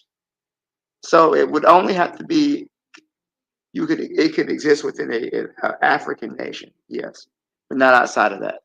Those are just my thoughts. But when you say African nation, you're including like the 16 black nations in the Caribbean and etc. If that country's ideas are not opposed to Pan-Africanism, I don't see why you couldn't do it. But if you have a country like us, like America, then I don't see how you could be both. I think it really depends on the context of which nation you're patriotic about. Gotcha. Okay. So you agree with Lord of Slaughter that says non-blacks can be citizens if they obey our laws, but no non-black business.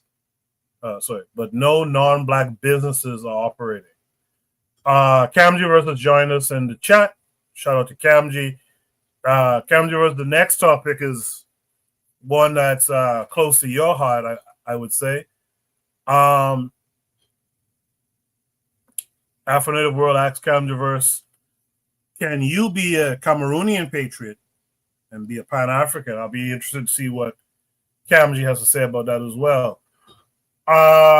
Because what's his name gets a lot of flack for this too, by the way. What's the brother's name again, man? Dwayne Wong.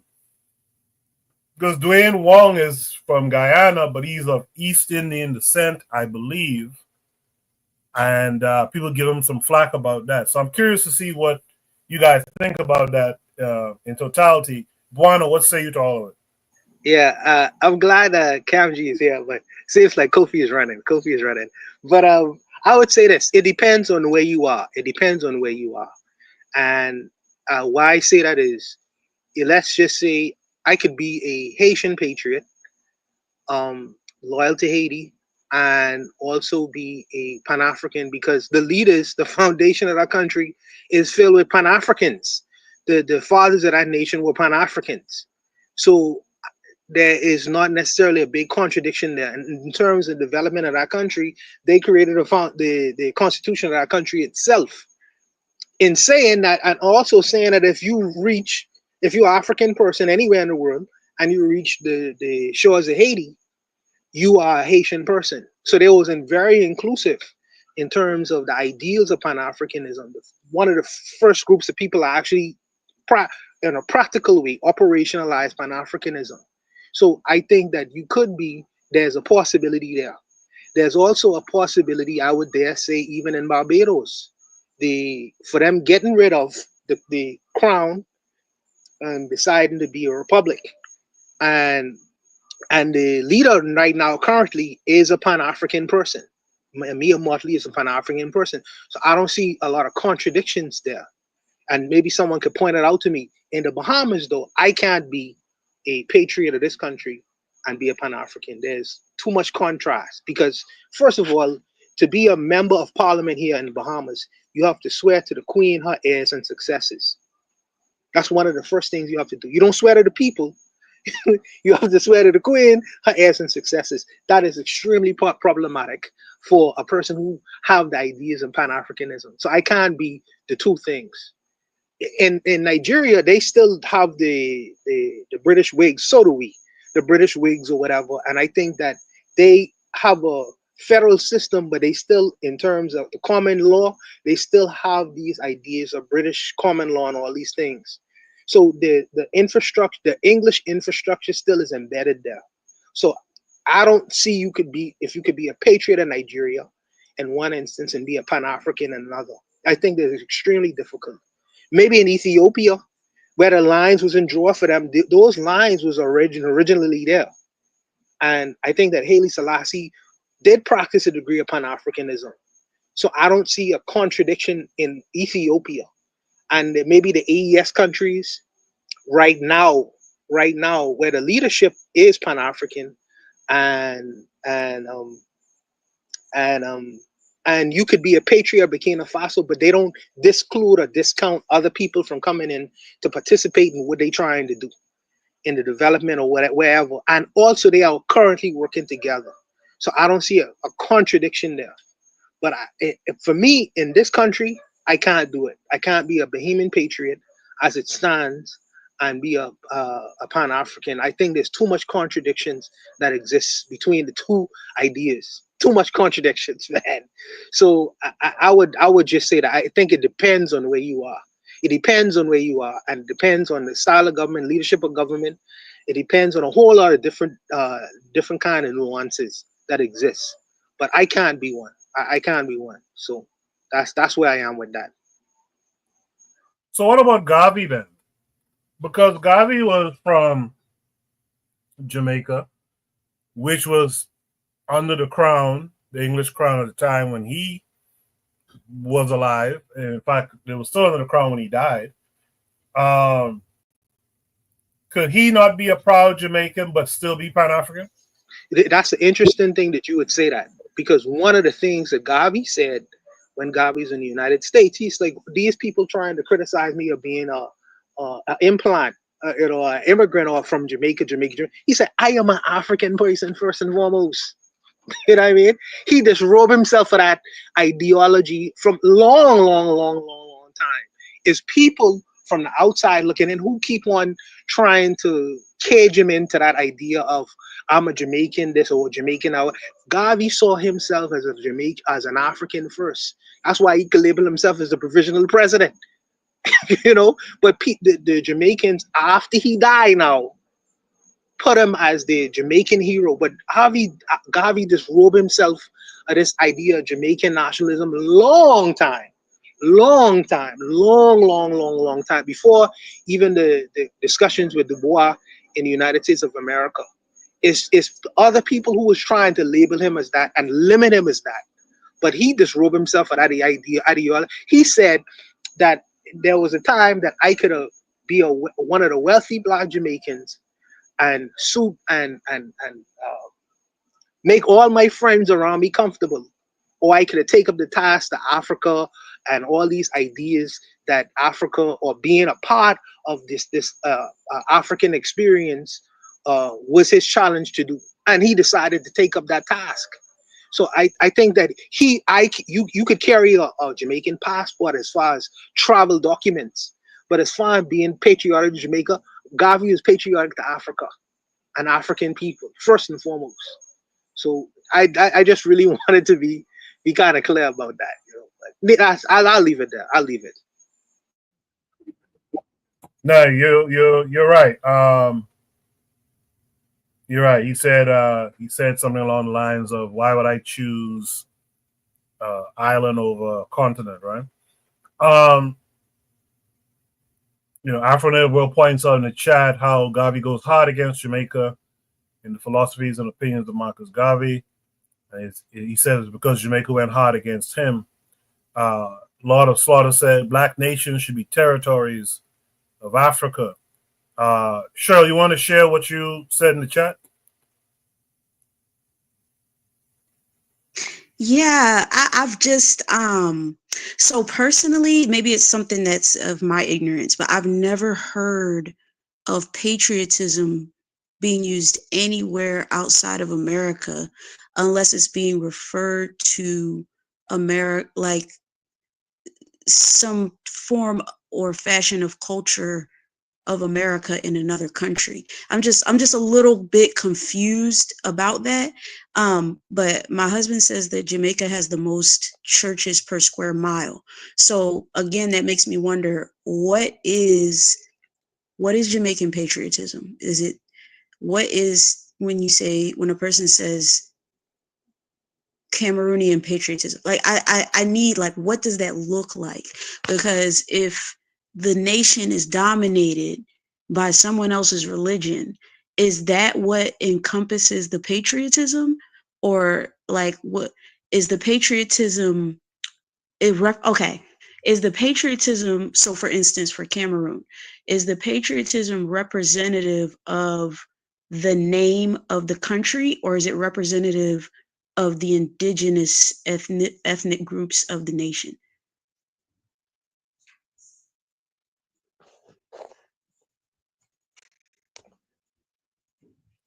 I personally think that. Go ahead, Kofi. No. I was just going to say, well, African of the World says it here. Each country has patriotism. So, the Black American, not all, but nowadays some, are U.S. patriots. Jamaica, book, Jamaica. And all the things that go into what it is to be, kind of a big supporter of the country, the nation where you're from.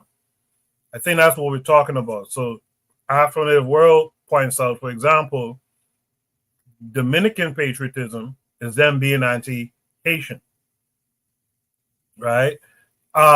So is it possible to be pro-Jamaican, pro-Bahamian, pro-Haitian, and still be or pro-America and still be a Pan-African?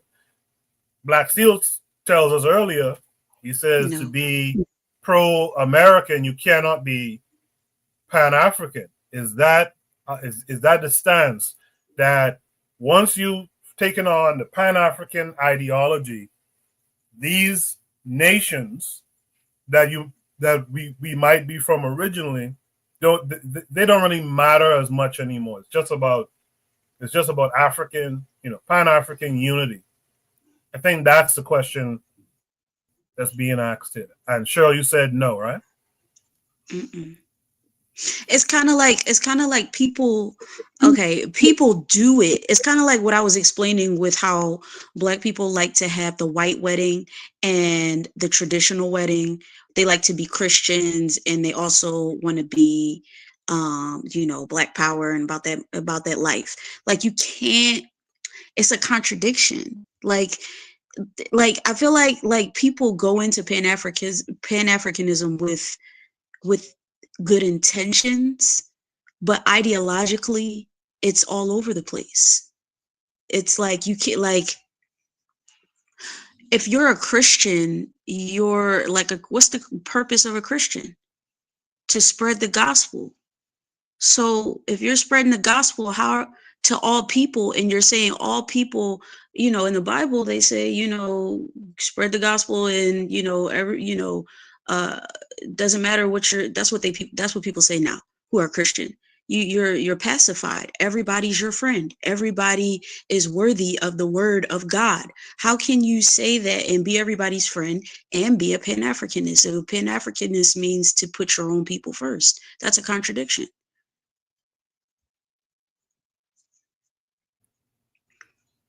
Okay. Bonnie, want to add something? No, I'm not patriotic to no former slave colonies where I was kidnapped and brought to. That's a ridiculous kind of idea. And Amma is right. I've never heard of a black patriot from these other African Caribbean. I've never heard of it. Never. Now, if you're talking about love for eating oxtails and curry chicken and whining and whining on a woman during carnival, yeah, I mean, or being, saying, well, we want this person to win the race in the Olympics. If that's patriotic, I guess that's what that is. But as far as fighting, bleeding, and dying, and willing to die for any of these countries, I don't know. I don't know about all of that. I think that Patrick Henry, stated like, my country right or wrong, and even if it's wrong, my country all the same. You know what I mean? So these guys' ideas where we ain't never really been in no revolutionary war to fight, and maybe Haiti, like I say, maybe Haiti. I could see it. I could see it in Haiti. But as far as these English colonies here, I don't see that. I don't see that. Like I say, outside of winding up on your woman during carnival and with flag waving, I don't see that. I don't see that exist. And as far as Africa is concerned, many of these, I don't know. Let me don't speak for the continental Africans. Maybe Trigger Happy could bring more clarity to that. Yeah, Trigger, I'd like to hear your thoughts on that as well. So African in the world says, so Botswana is not patriotic to the Bahamas, huh? Cheryl echoes the sentiment. Haiti might be the only exception. And that's how I was going to bring up Haiti next. Like, do we not consider Haiti and Haitians to be, their thing, and how their love for their country and culture, but yet still believe in Pan-African unity? I don't know. Black Steel, you've been quiet for a little while. What say you?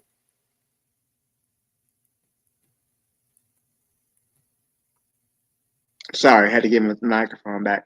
No, Haiti is probably the only. Well, no. So Haiti's probably the exception, but it doesn't necessarily have to remain that way, right? I think that, for example, what's happened in the Sahel states, right?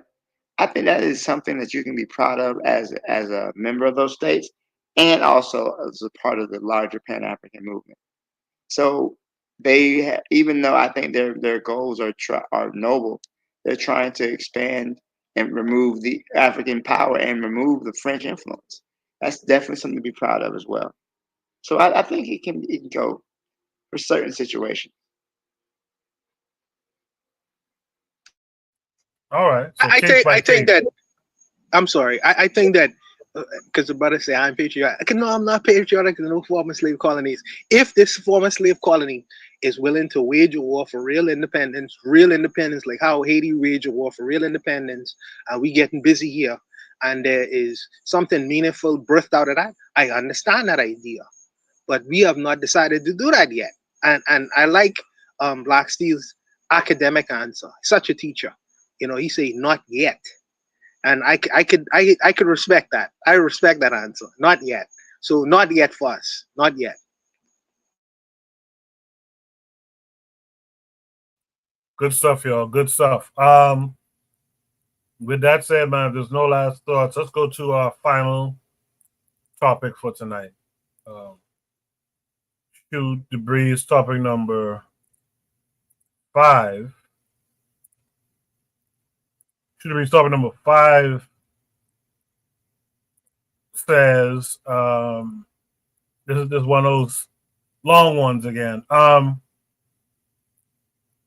van Sertima gets a lot of disrespect today due to pretendians, but there seems to be some truth here. Are there any objections to his claims with counter evidence? So this takes us, I didn't add it yet. Give me 1 second to grab the link. This is going to take us to YouTube. Real quick, I'm pulling it up for you guys. By the way, while we wait for this to load, Cam G Verse, who this video is from that we're going to watch, had asked me on Discord to do a Shoot the Breeze that discusses Ivan van Sertima's work. And I don't have an issue with doing it, but I'd like, this is what I want to say to Cam Diverse and Trigger Happy and such. Get the detractors to come on the show, because a lot of that discussion is technical to a certain field of study, archaeology, anthropology, etc. And I don't know if I'm equipped to really ask the follow-up questions and to navigate that. I'm not sure if Buana and Black Steel are either. So the people who are detractors, who who are on Twitter going against Comgyverse about it, let's try to get them, invite them to come through so that that conversation can be had and we can kind of help facilitate the follow-up questions, etc. By the way, Afro-Native World tells me Dwayne Wong is of Chinese descent. So my bad. I thought he was East Indian. So yeah. So this is the topic. Let me share my screen with you guys. And we'll discuss this question. By the way, if you guys want to see a discussion between Camgyverse and his detractors, drop a one in the chat for me. I'll try to organize it in a way where it can still be an interesting show that we all can have a robust conversation behind. So we're gonna watch this video from Camgy, and then we'll discuss. Hopefully, Camgy will come up on the panel by that time, so we can have a well-rounded discussion. Green, we steady on the rise, digging truth from ancient scenes. We open blinded eyes, rhyme sharp like pirates' lines. We break the bondage tight. Come to speak in revolution, keep the fire burning. The drums guide our stride, we march with purpose proud. No more silence, we collide. Our voices thunder loud, politics and history. We stitch them in every verse from Pharaoh's throne to Yaoundé streets. We claim the Kanji verse.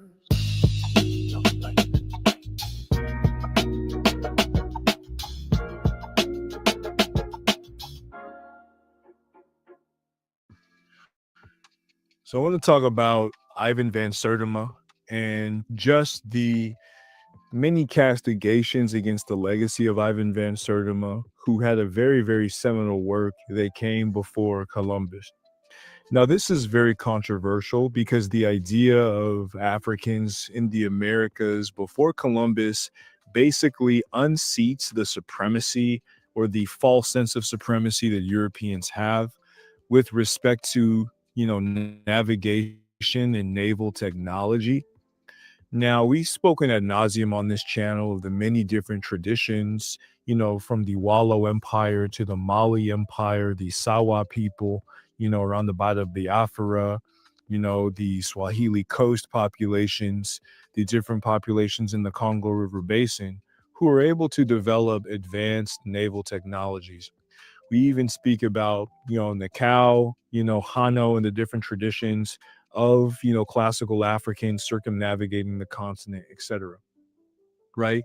So the idea that Africans sold or Africans sailed to the United States prior to Europeans is something that is extremely controversial.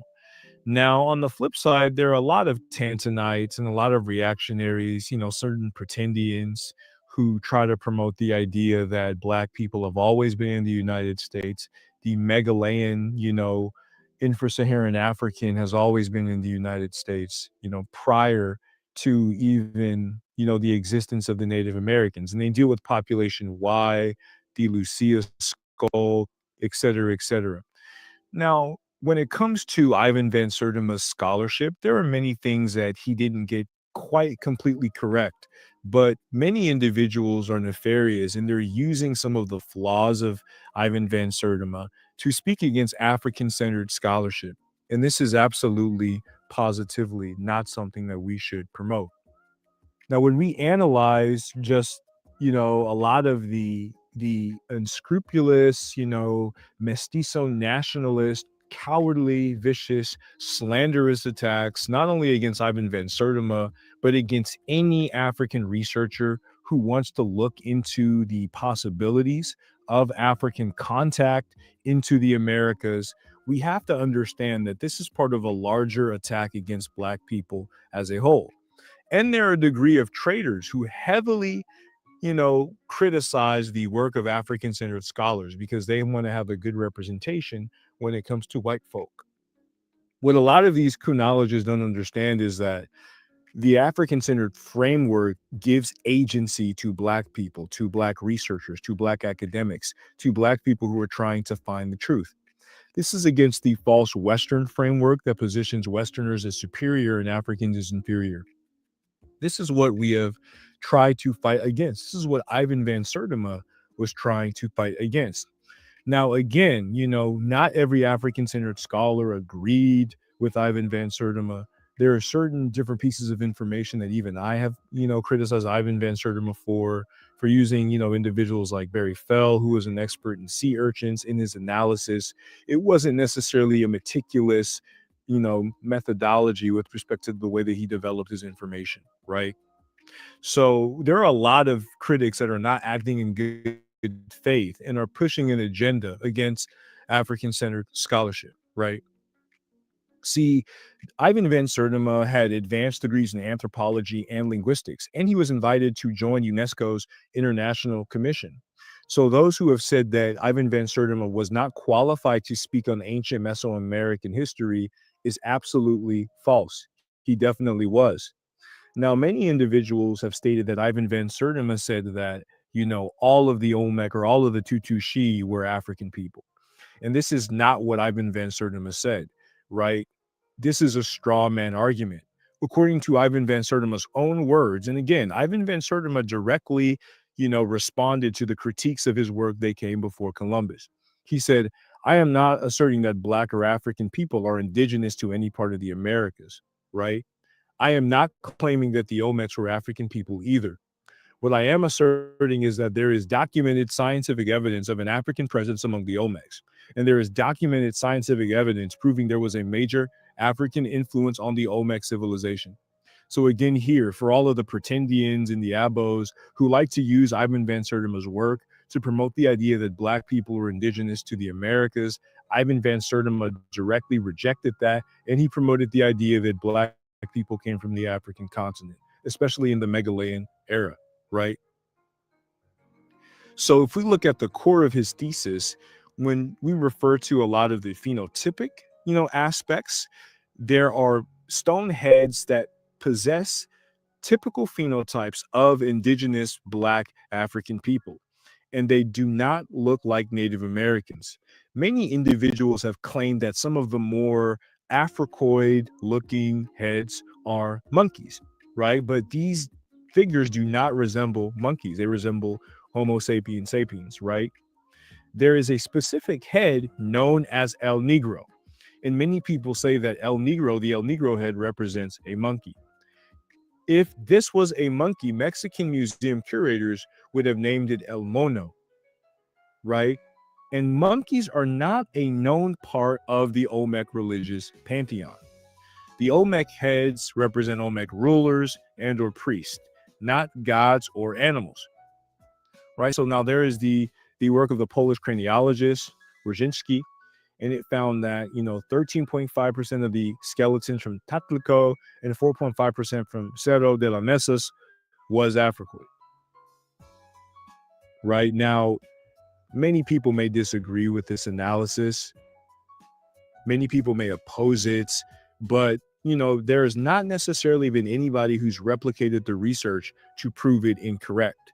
So the people who want to say that maybe he didn't use the right methodology, they haven't been able to correct a lot of his work.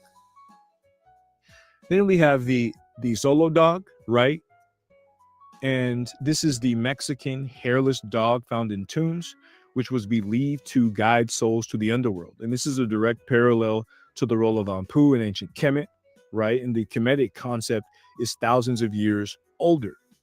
And if we look at this dog, it's unlikely that, just the modern variants of this dog that we see in Mexico today, in Mesoamerica today, are related to the ancients, right?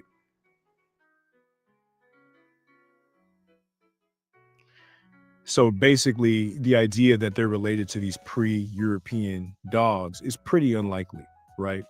Then you have the feathers versus the braids. There are many scholars who claim that the headgear on the statues represents feathers. However, in most indigenous American sources, feathers are badges of honor and are never hidden under helmets, right?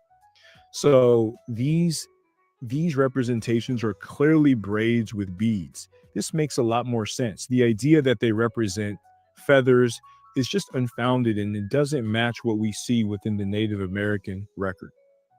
So there's a lot of feasibility when it comes to African voyages. There's numerous ancient Kemetic examples of ships, like Khufu's solar boat, found at the Merkut at Giza, Queen Hatshepsut's expedition to Punt, depicted on temple walls. And then you have Herodotus's account of Sesostris or Senusret sailing with a fleet of warships.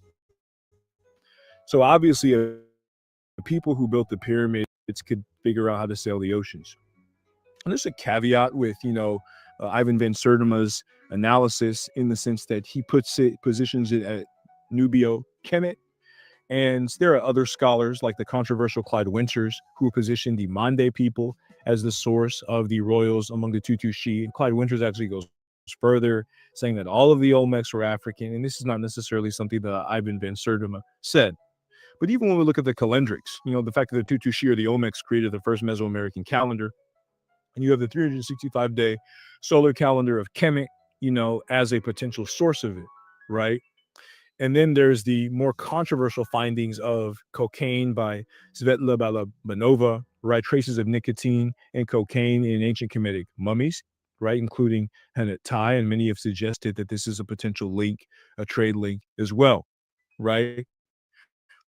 The architectural and astronomical evidence, showing the archaeoastronomy of Teotihuacan in Mexico and its astronomical layout aligned with the star Sirius, which was sacred to the ancient Kemites. And then there is a myriad of evidences, a myriad of historical linguistic evidences or potential unity between the so-called mixed Zoc languages, as well as the Paleo-African languages or Niger-Egyptian languages.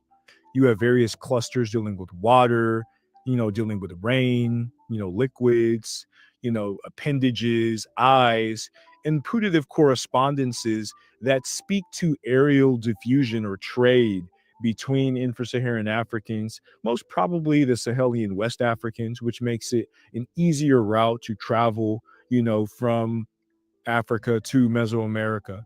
So these lexical and, putative, phonological, and morphological correspondences speak to potential aerial diffusion. If we consider the fact that mixed Zoc and Paleo-African are two distinct language families. Now, if they are deeply related, then maybe some of the more controversial individuals like Clyde Winters may have a point.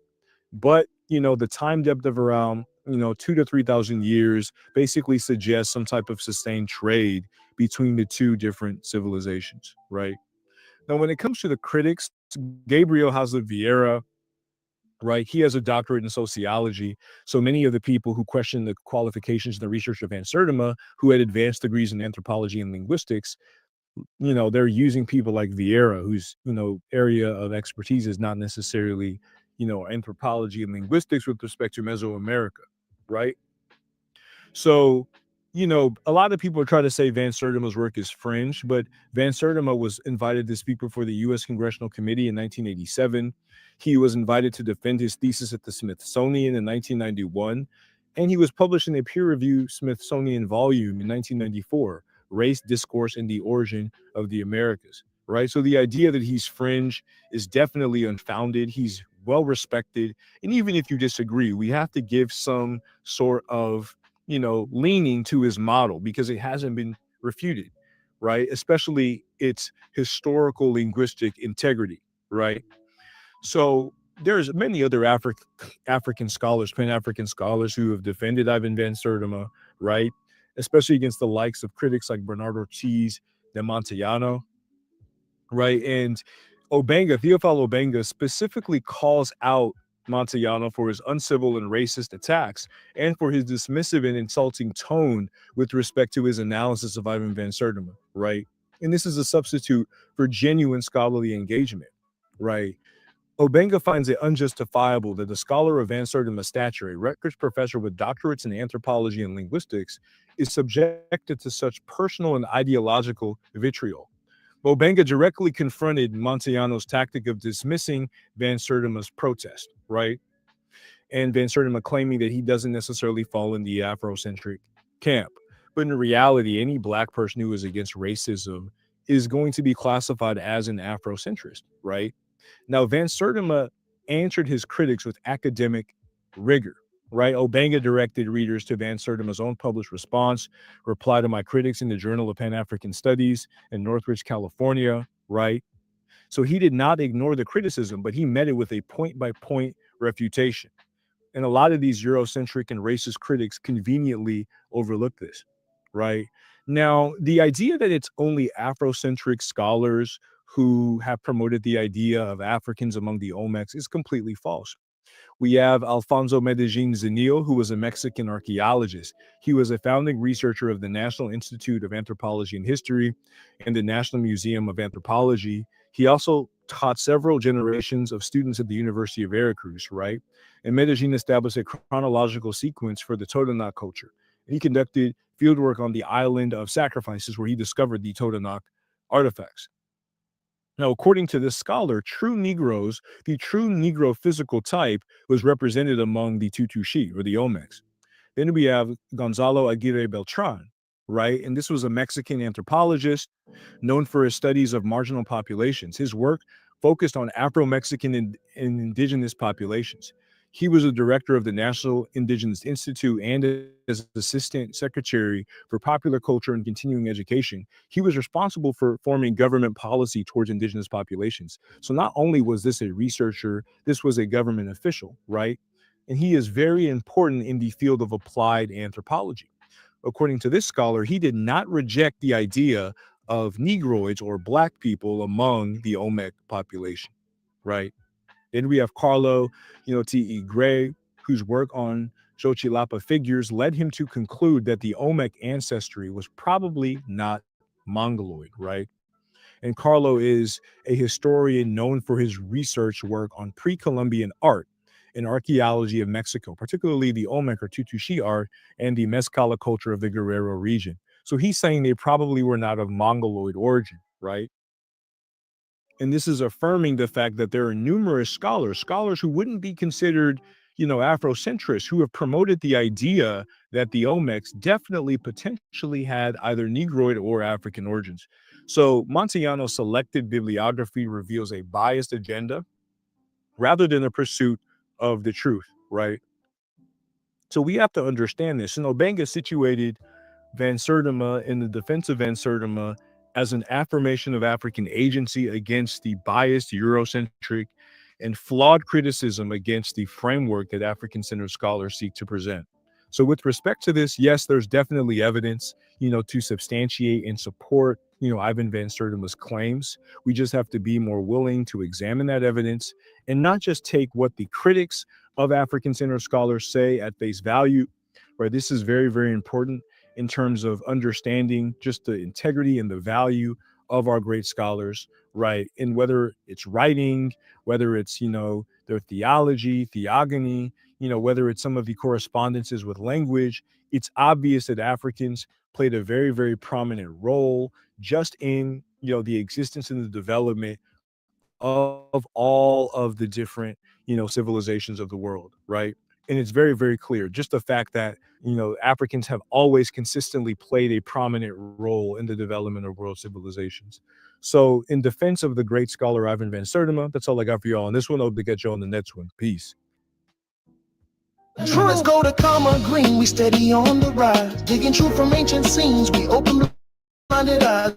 Rhyme sharp like Pyrus lines, we break the bondage tight. Come you speaking revolution, keep the fire burning. Trumpet drums guide our stride, we march with purpose proud. No more silence, we collide, our voices thunder loud. Politics and history, we stitch them in every verse. From Pharaoh's throne to Yaoundé streets, we claim the Kanji verse.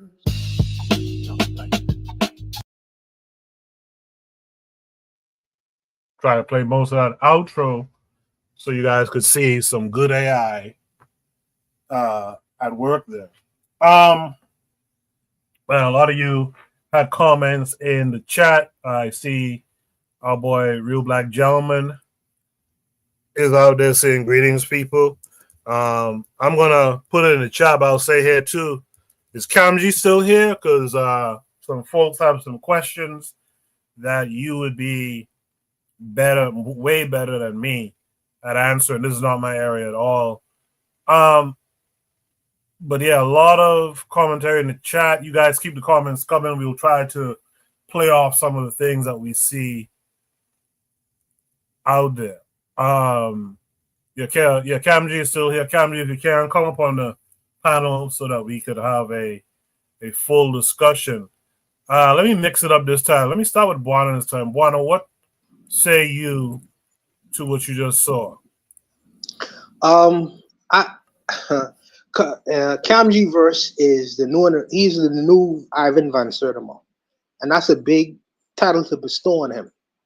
But he has an expertise in terms of the things that he is discussing, and I think that I told Cam G verse this earlier. I think that he should try to become a public intellectual like Ivan Van Sertima, and I have reasons for saying that, but I know when he does that, there's gonna be a whole lot of heat on him. So my advice to him was to try to make sure that he is economically comfortable before he starts his rounds, because the onus is on the new generation of intellectuals to carry on to traditions of the people, the ancestors who have passed. But me personally, I have several questions for Cam G, because some of the things that I hear out in these YouTube streets have not been answered. In particular, Sanetta, Sanetta and Ankh, and a whole lot of them like to disparage Ivan Van Sertima.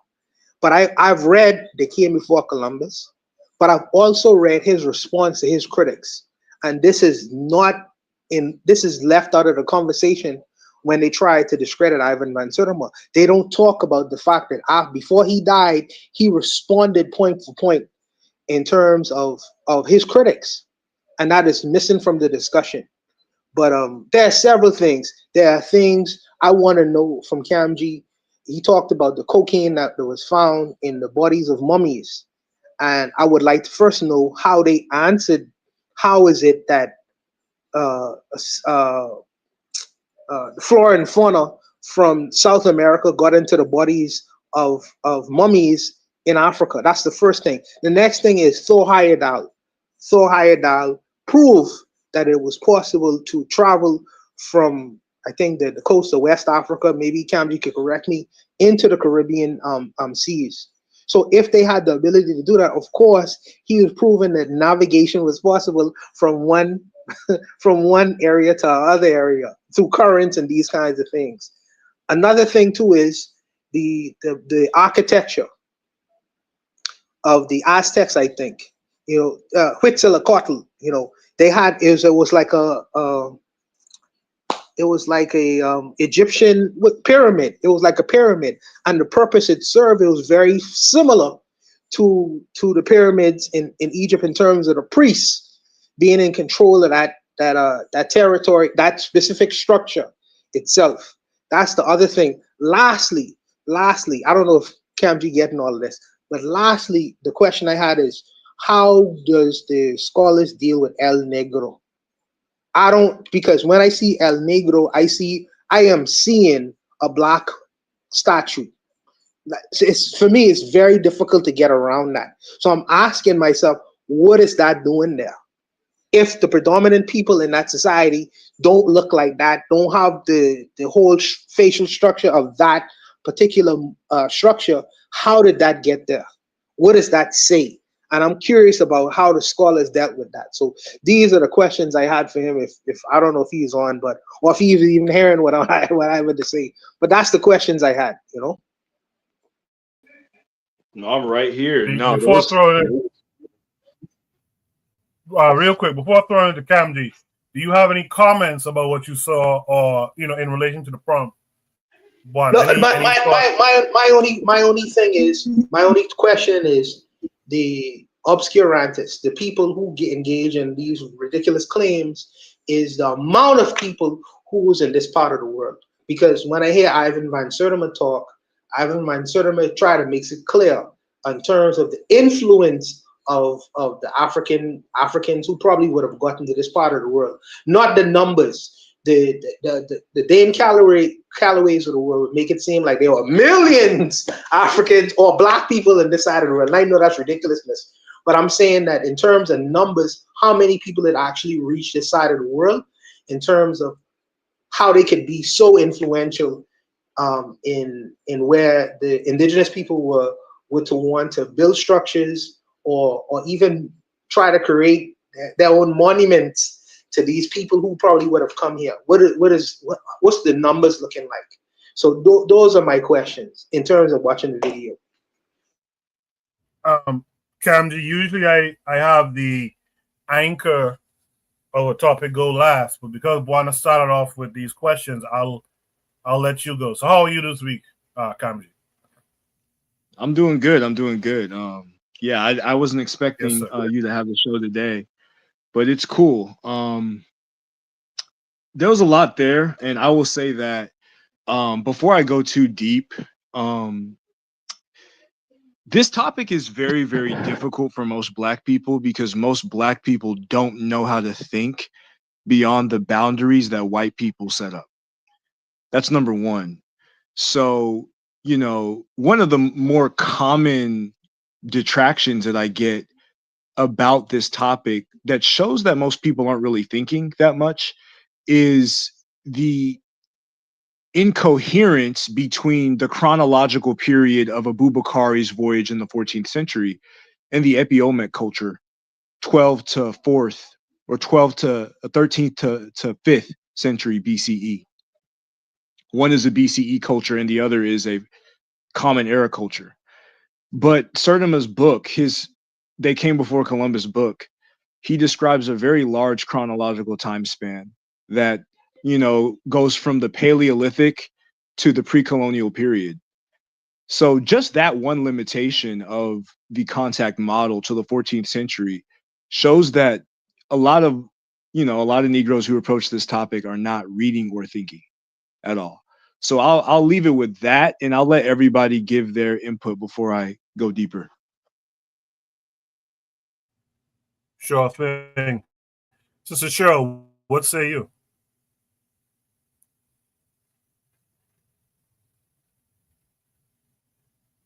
All right, maybe Cheryl stepped away. So I'll go to Black Seal. Black Seal, Ivan Van Sertima gets a lot of disrespect today due to pretendians, but there seems to be some truth here. Are there any objections to his claims, Camdy's claims, or Van Sertima's claims, with counter evidence? What say you, Black Seal?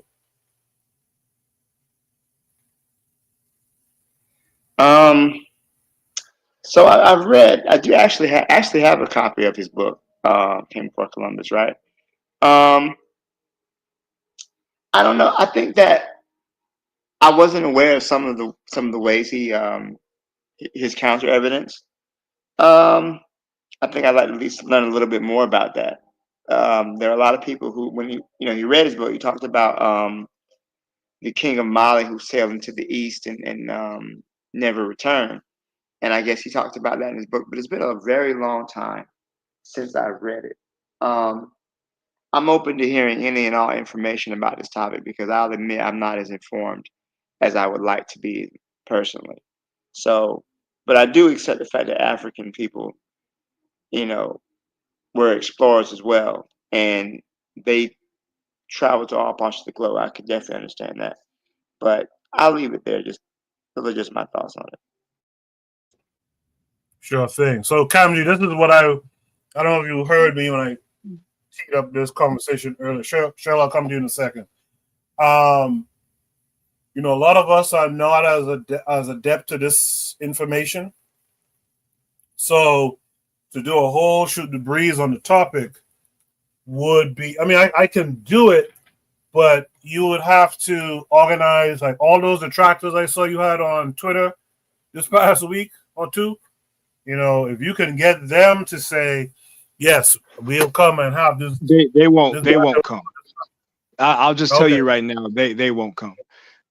Because they're not interested in a scholarly conversation. Their conversation is more ideological, and their ideology is against the Abos and the Pretendians. So they don't know how to have an intelligent conversation on this topic. That's why none of them will ever come on the show. But if Gotcha. you could All right. find Well, like maybe Kofi or someone who's a skeptic, someone who's a skeptic from the server or from any other server, maybe that might be interesting. But you can't necessarily deal with an ideologue, because if you deal with an ideologue, you'll never be able to have an intelligent conversation. well stated. Okay. So we'll have to table that for now. But if we can ever get a few of the naysayers, I know Kofi would be willing to come. He was in the chat earlier. I don't know where he is now. But yeah, I would like to have a topic or two back to back where we can kind of discuss it and actually have a chance to walk us through it like we were 5 years old and really break it down. But I think Sister Cheryl is here. Let Cheryl go, and then after that, Kofi. I'm sorry, Kamji, you'll go next. So, Sister Cheryl, what say you? Yeah, so yeah, like with Ivan Van Sertima, back like when I was in grad school, can't remember exactly what, but I had to do a project on Ivan Van Sertima. It was just very brief. What I find is that I think somebody mentioned it in the chat too. A lot of African Americans in particular like to try to cling to this idea that we were here before um before anyone else, like we weren't part of the transatlantic slave trade, and so I kind of err on the side of caution with this with black people, because yeah, we like to say we're from everywhere. We like to say we're Afro-Asiatic. We like to say, oh yeah, we got the Ainu in Japan. We like to say we're from here, we're from there. And that's all great and all, but our ancestors came from the transatlantic slave trade. And I think when black people do this, I think they unintentionally and unconsciously try to distance themselves from the continent. And we kind of go down this rabbit hole where it doesn't mean that these ancient places didn't have access or contact with African people. It doesn't mean that. Um, there very well could have been some trade going on back then. There could have been some traveling over the oceans. That could have happened. But to say that that is the reason why, like people, like someone in the chat did say Dane Calloway, he uses this to kind of like connect himself as being a part of the land, um that is what we call America. But it's highly far-fetched, especially if your family was a part of the original 13 colonies. It's highly unlikely that you were part of that that flow, that influx of black people that may have been in the area where the Olmecs were at that time. It's highly unlikely, especially if you're Philadelphia, all up and down the East Coast. It's not likely. And if you're in the South, Atlanta, Mississippi, Alabama, it's highly unlikely that that was you. But you can still make the claim that black people have done trade with people. That's totally admissible. But I mean, we kind of stretch it and we go down this rabbit hole, and I think we need to sometimes we just need to refocus. So I'll just leave it there. Appreciate that, Sister Cheryl in the chat. Sister Raw is in the chat saying greetings. Sister Raw, we had a topic earlier. You could probably catch up in the playback. We had a topic that was directly addressed to you. So make sure to check that out. Man, with that said, Cameron, you've heard everything everyone else had to say. You see what the chat is talking about. Break it all down to us like we're 5 so that we can come to the conclusion that you have come to. Well, I can't see the chat currently. But as I said before, it's important to separate the ideology or the perspective aspect of it from what actually is seen, what's documented, what we have evidence for, right? Because I use the term framework, and the framework basically puts you centered in location and time. I think Bwana, he was talking about being from the Bahamas. And, we're here in the United States, which is an interesting country because Black people here, most Black people can't really trace, past the brick wall, 1870. Pre 1870, most families don't really have direct records of who they are, right? For a myriad of reasons, slavery notwithstanding. But whether or not, Black people in America can trace descendancy to different populations throughout history, be it the Olmecs or, the Ainu or the Andaman Islanders, whether or not that's happening doesn't necessarily have any bearing on the documentary evidence that we have at our disposal, right? So the video you saw was more introductory, but we can demonstrate on many different domains, whether it's dealing with pathogens or sickness, mealworm, threadworm, roundworm, whether you're dealing with fauna or plants, you talk about cotton, Gossypium hirsutum, that's in Cape Verde. It's a Mexican breed found in Cape Verde in 1466, and it got to Cape Verde from West Africa. Whether you're dealing with place names, the large variety of place names in linguistics, it's called onomastics. But we deal with place names, and these are the names that people call places that they identify with, right? Whether you're dealing with, Yorktown in the UK and in New York, or Amsterdam and New Amsterdam, New England for those in Connecticut, Massachusetts, etc. New Spain, former New Spain is Florida today, in various parts of America. So place names also show us this. Not to mention, different skeletal remains according to, the General Service Administration, official government documents. There's a skeleton in the 13th century in the US Virgin Islands where you see prominent African affinities. Guadarrama's analysis of Tatalico is a follow-up of Roginski. And Guadarrama, when he looked at the populations of Tatalico in Mexico, Olmec area, a population that is believed to have had the She or the Olmec immigrants, he sees predominant, African features like dolichocephalism or long heads, the morphology or the shape that you see among inter-African populations. He observes this, in that Tatalico remain. And this is not something that's new.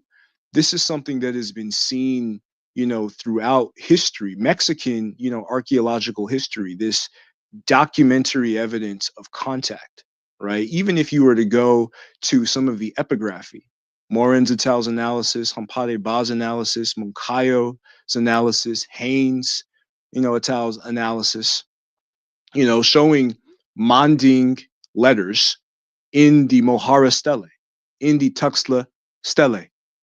And the list just goes on and on and on and on and on. So the trained scholars on this issue, they're responsible for presenting evidence.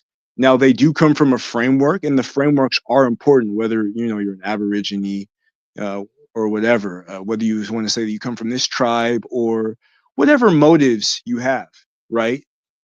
The methodology and the structure that you're using to be able to discern knowledge is definitely important. The usage of primary sources, understanding what a primary source is. Trained scholars, like we call it in Africology, Africana studies, these are Black scholars with agency who are trained to be able to get this information, to be able to find this information, right? And they exist to support, the brothers and sisters on the show and, everybody in the community who wants to know more about who we actually are as a people.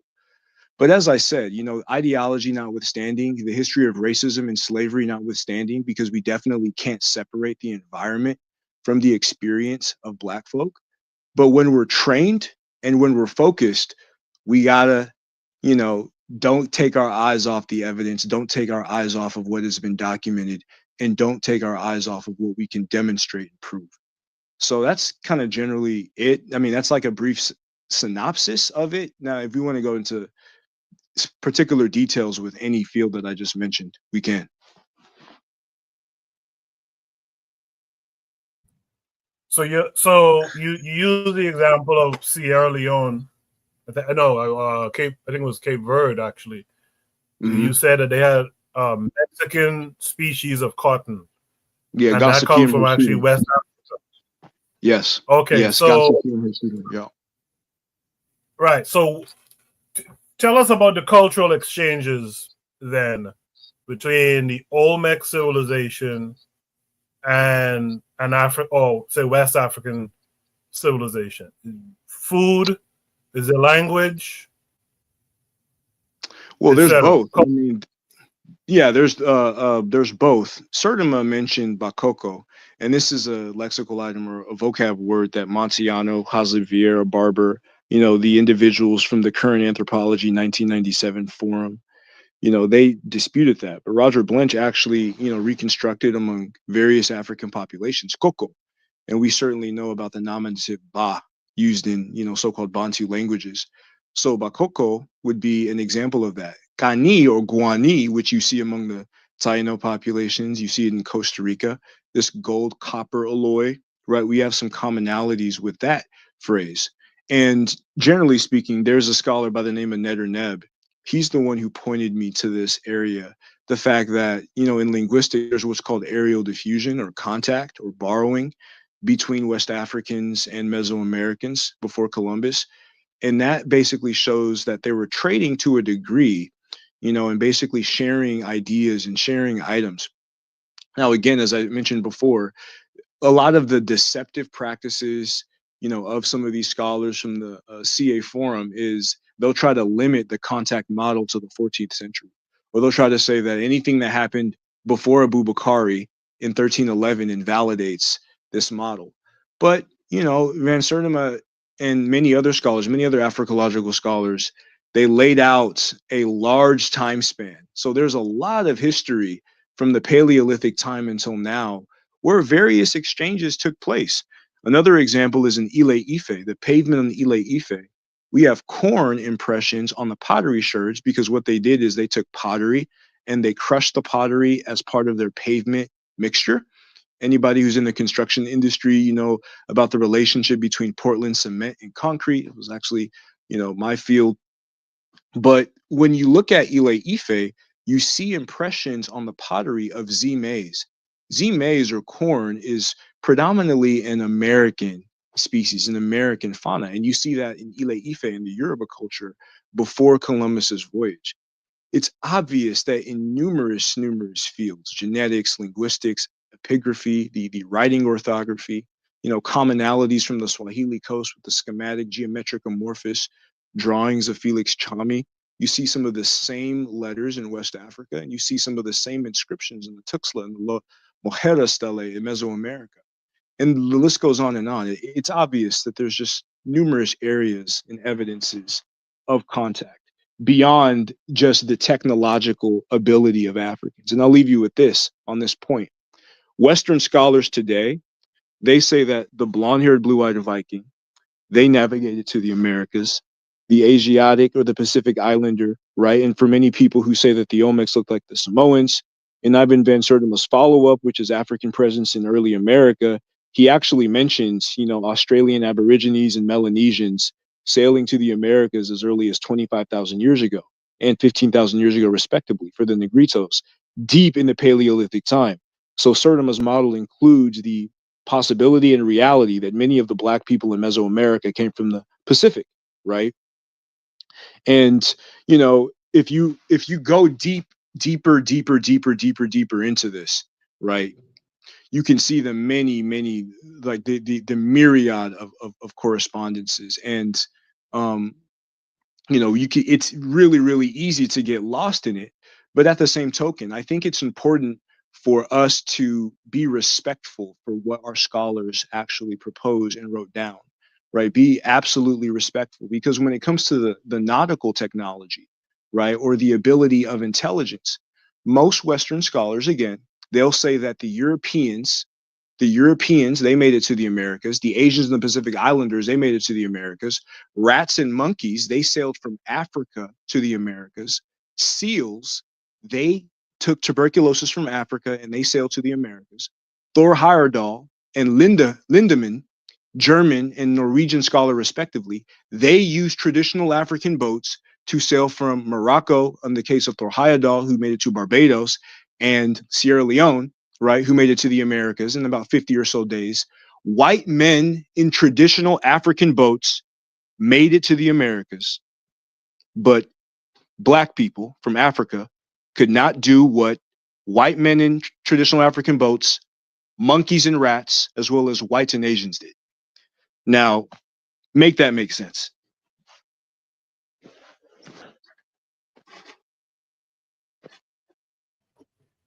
Good points there. You know, I saw you post about the seal. So seals from the continent brought tuberculosis to the New World. I didn't know Yeah, that. they scholars posit that seals, along the coast of Africa, were infected with tuberculosis, because they looked at the strain of tuberculosis in seals and they saw that it was closely related to human strains. So they posit that when they analyze it in Peru and other places in the Americas, that this African strain must have been brought, to the Americas by seals. And you'll find that these Westerners, again, they'll say that monkeys and rats sailed from Africa across the Atlantic and made it to the Americas. They see African genes in the monkeys and rats species of the Americas. And they'll say seals did it. And the seals are sea creatures. They'll say seals brought these human pathogens over, but they don't feel comfortable saying that black people had the ability to do it, even though white men in traditional African boats did it. It's obvious that they're biased. Obvious. Black Steel had to drop off. Black Steel, I'll see you in 2 weeks' time. We won't be live next week.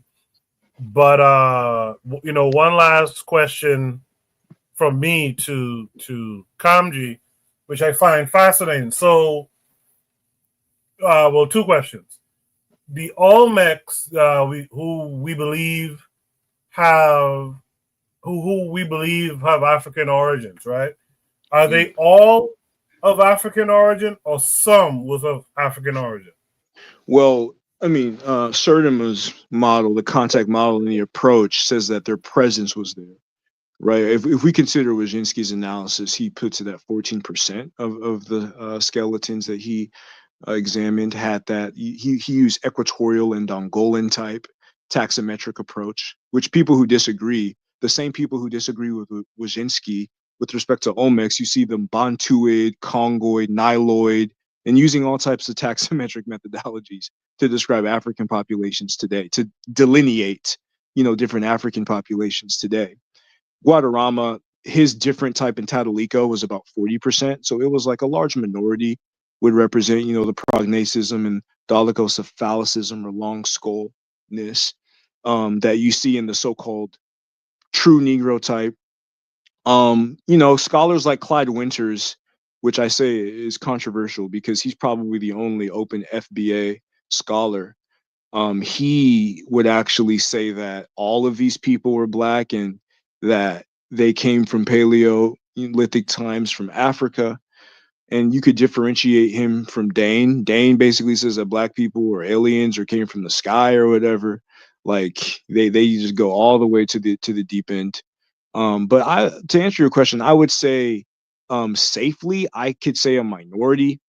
But the primary point is there was contact, and we have physical remains showing Africans in the Americas. We have epigraphy, showing Africans in the Americas. So the number, or to the degree that we came, pretty immaterial, honestly.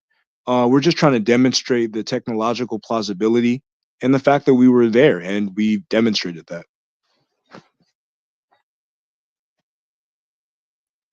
Okay, cool. So that That answers that question. So last thing, if you can, for me, if you can describe which African peoples were the ones who made contact, and describe the boats that they made, because no one ever talks about the boats that Africans would have made. I read somewhere that they were like almost like basket woven boats. Can you talk about that a little bit?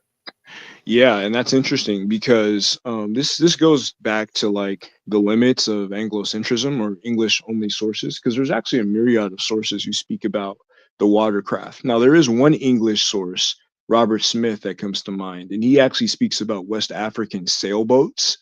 A lot of people, when they talk about sailboats, they talk about ancient Kemet, they may talk about the Swahili coast, but in West Africa, from the Yoruba people all the way up to Senegambia, they used a raffia palm and threads to basically build their sails, woven threads and woven palm fibers, palm textiles to build their sails. And then they eventually would adopt sails or cloth sails from the colonial period.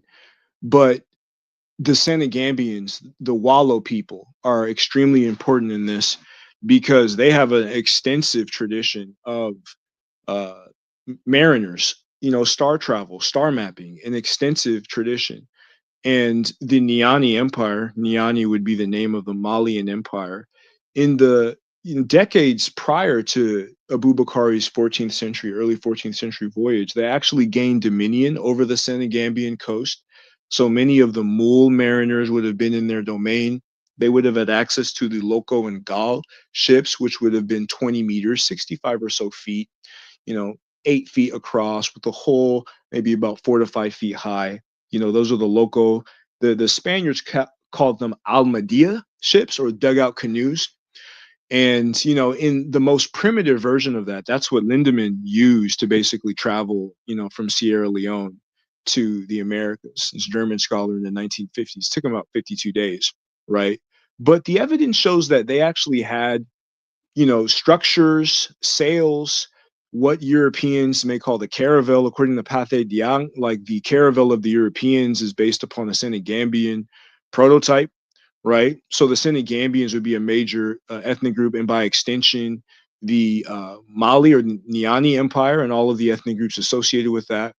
The Songhai, according to Tomowski, he's a Polish scholar, Dr. Tomowski, as well as Kamugisha in the Journal of Caribbean History, the Songhai had ships built from timber by the Sorko people, the Sorko fisherman class.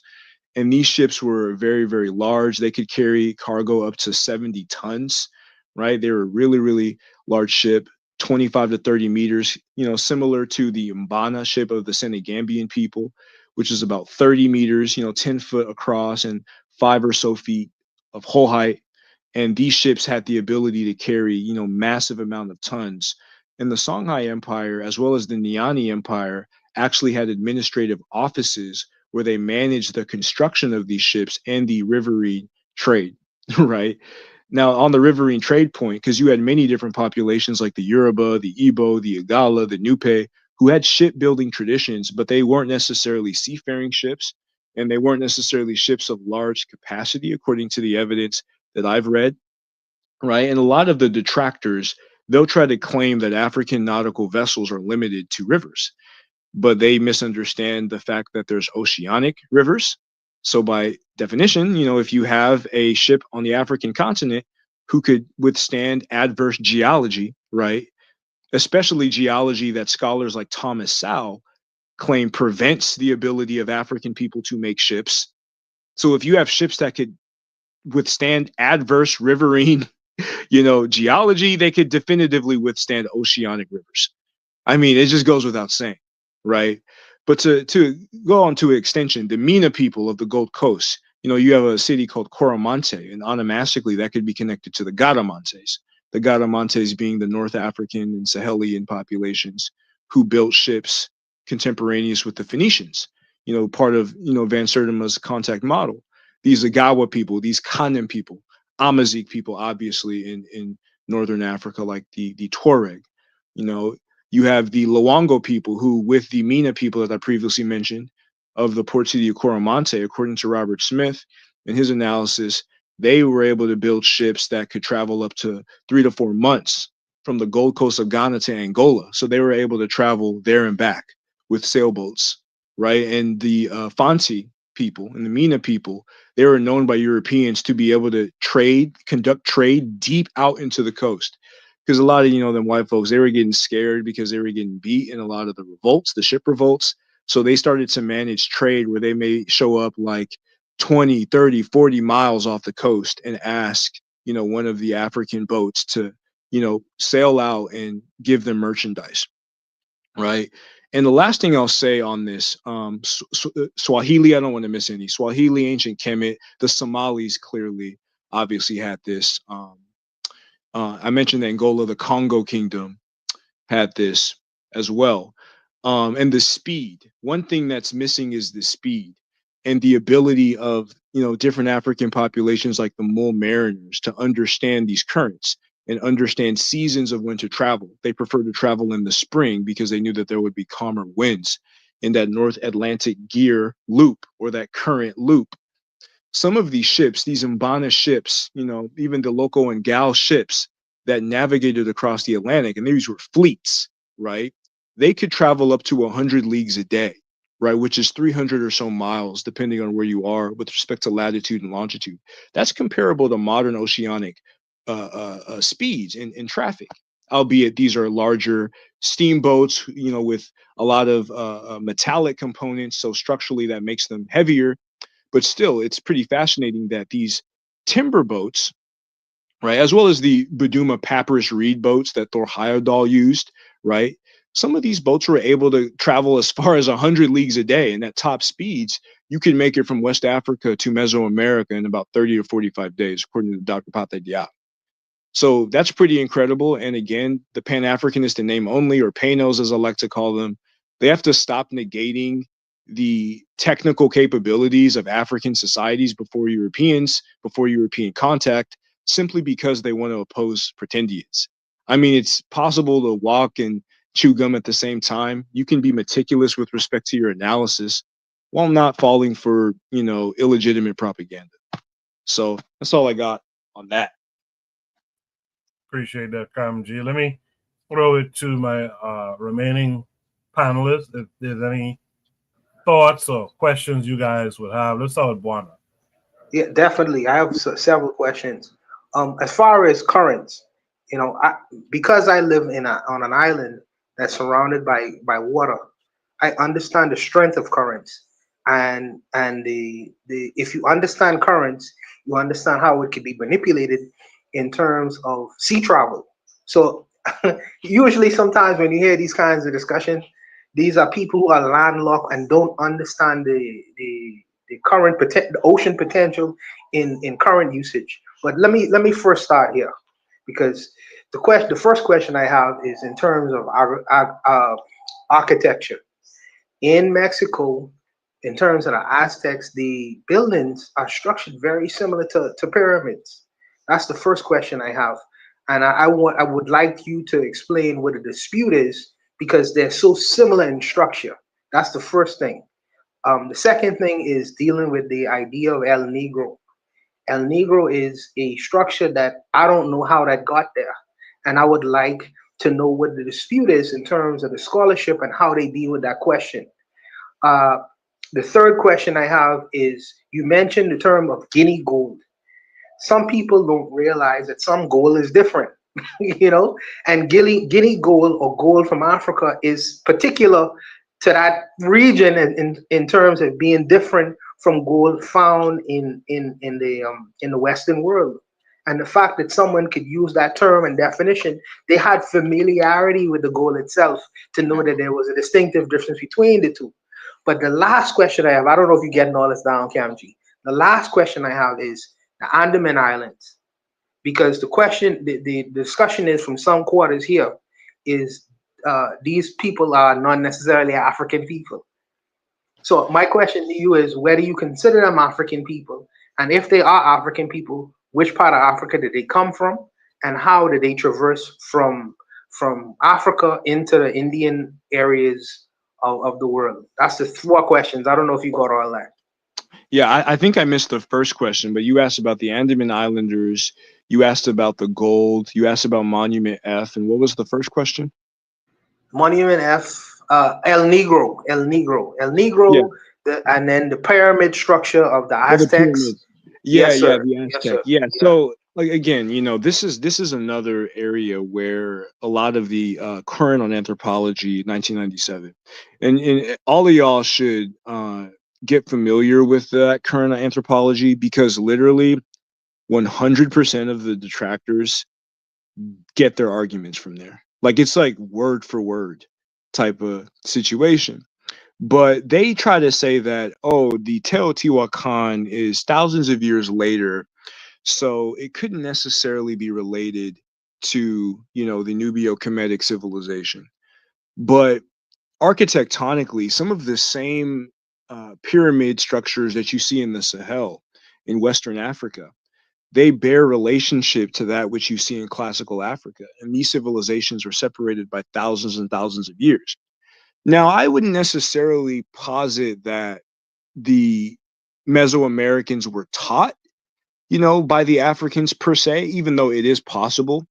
But I think that they came from a common root that, deified platforms. And you even see a glyph of a pyramid in the epigraphy of the Epi-Olmec culture, right? They deified the concept of a mound or the concept of, divine birth, through the earth. That was a deified concept in these cultures, which is why you see, so many pyramid structures arise not only in Mexico but in China. You see different mound traditions, tumuli traditions in the Americas. You see tumuli traditions in West Africa, right? So that's what I would say.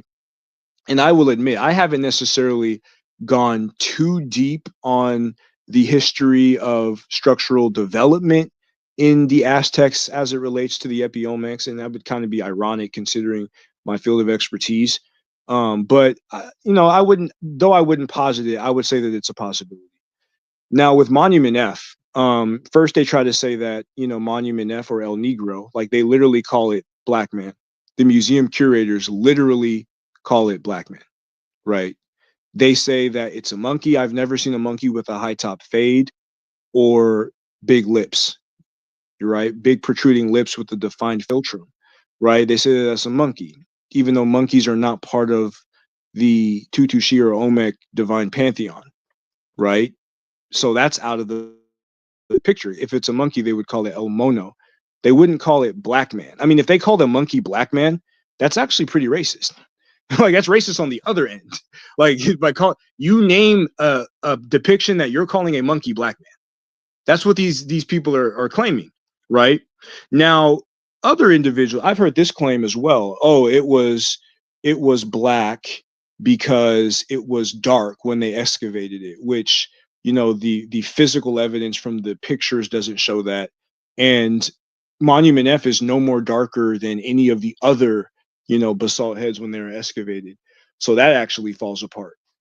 But more importantly, if you examine a scholar by the name of Dr. David Kelly, right? Dr. David Kelly from the University of Canterbury, he actually analyzes the cornrows or the trichology, the hairstyles of the basalt heads, and he identifies the philtrum, as I discussed earlier, as something that's predominant within African sculpturing traditions.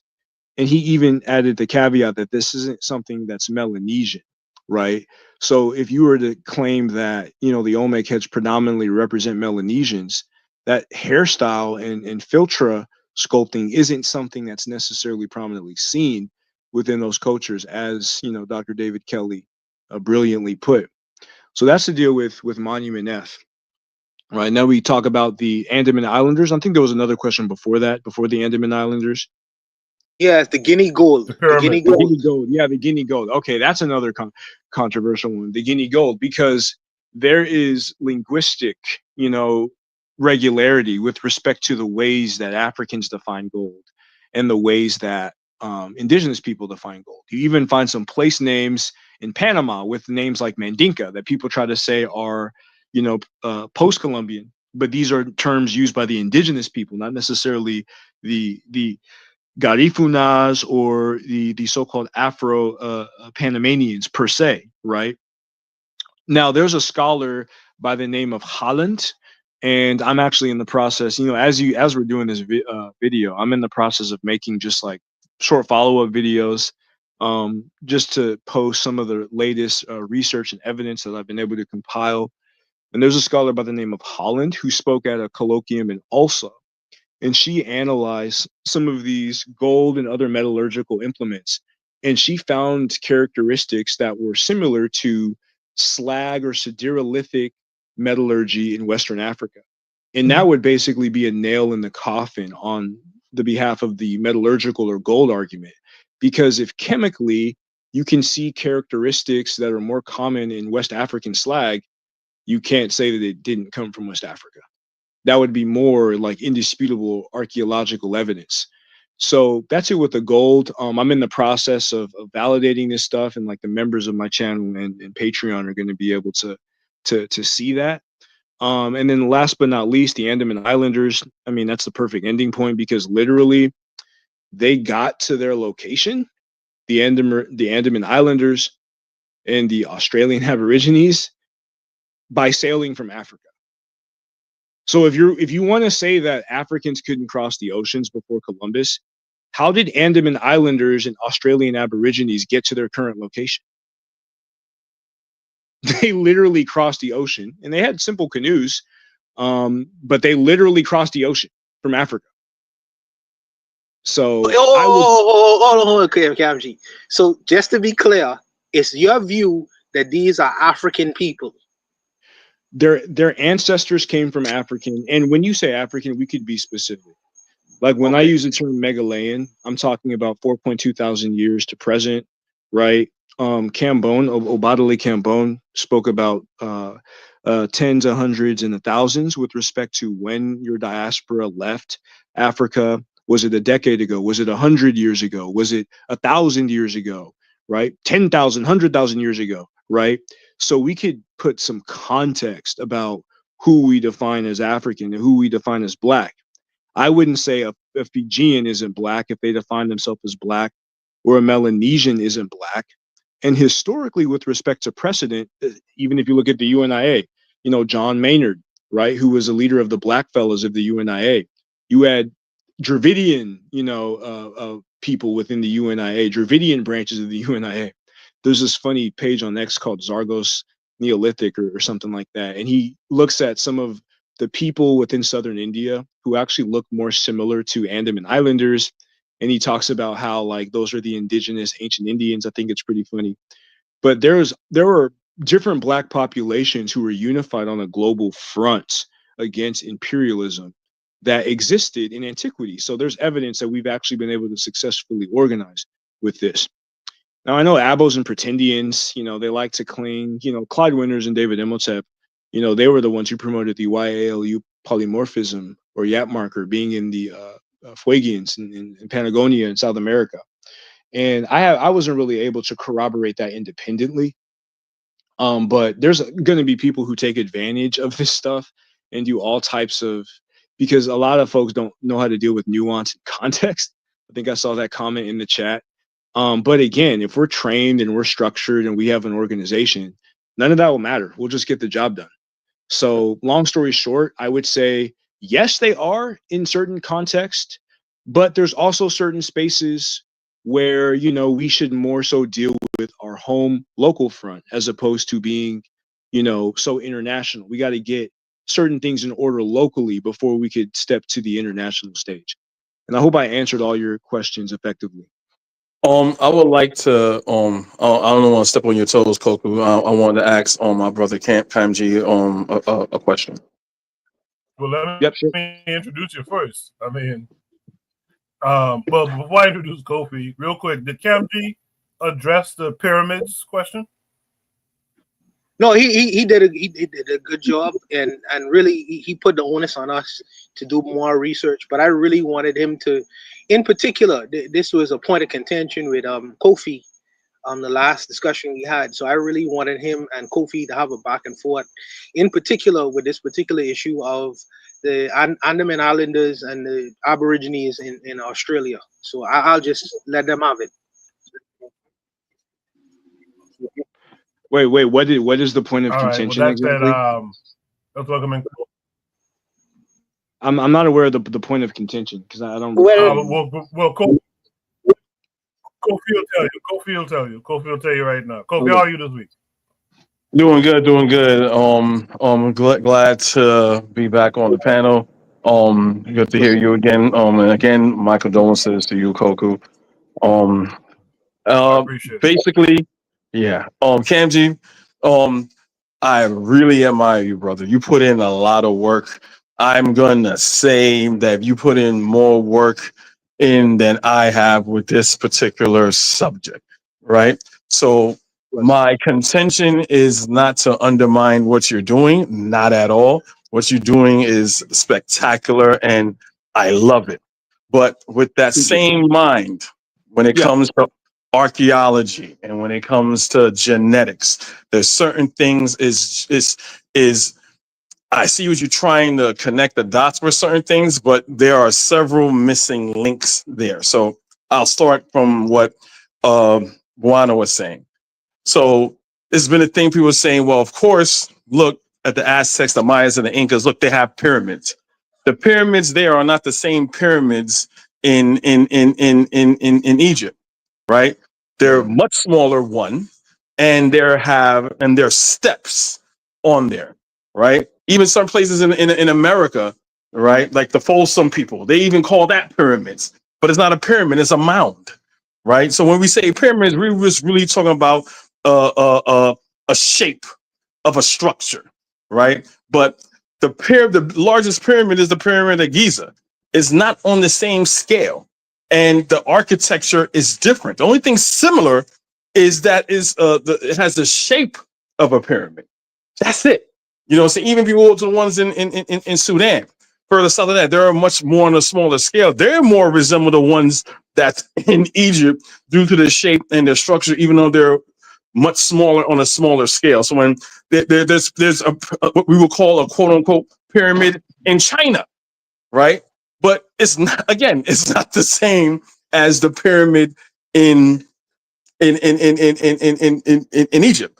So that's one. Two, something I'm glad you brought context to that, because a lot of people here on this panel and other places, they like to run with it and want to kind of put a pin in that when he asked you about the people from, I'm not sure it was from the Solomon Islands and the Aborigines. So when you said, well, yeah, of course, Africans had the capability, and Ivy Van Sertima pretty much proved that with marine biology and maritime science, that the Africans had that. But you said that, yes, they were able to get there, right?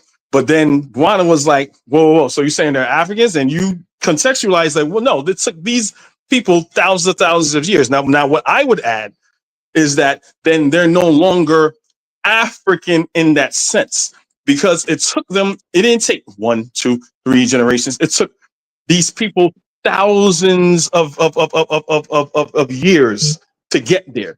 They didn't just leave, I don't know, West Africa and sail off of the coast of Zimbabwe or something like that, and or Madagascar, and just sail directly to Australia in 1 or 2 generations. No, that did not happen, because we can see that when it comes to genetics of the people of who they are. And the reason why I would say that when you test these people that you guys quote Black, aka African, I'm pretty sure they have Neanderthal DNA. And you know, Kamji, that all humans outside the continents of Africa have Neanderthal DNA. And I'm pretty sure if you look, you test the Jarawa people, the Native Americans, all these people had Neanderthal DNA, not your classical African. The last point I'm going to make, and I think you and I were talking about on the Discord, everyone get to the Discord. I commend you. You put a lot of work in. I'm not trying to undermine your work. You did an excellent job. My only thing that I would say is that we don't have an Olmec body to take a DNA sample from. We do not have an Olmec body to excavate from. But we can come to the conclusion that there are probably a small group of Africans that went to Mesoamerica, right, that established that civilization there in the Yucatan Peninsula. But we don't know without a shadow of a doubt that it is that 100%. It's not that ironclad. You know what I'm saying? I would say it's looking like 85% that yes, we are on the money.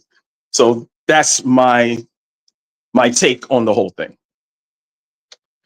Okay, I think I agreed with the majority of what you said, particularly like, and that's why I added context, talking about these different groups of Black people around the world or African people that migrated from Africa and settled into the different regions of the world, right? Genetics, and this is one caveat about genetics.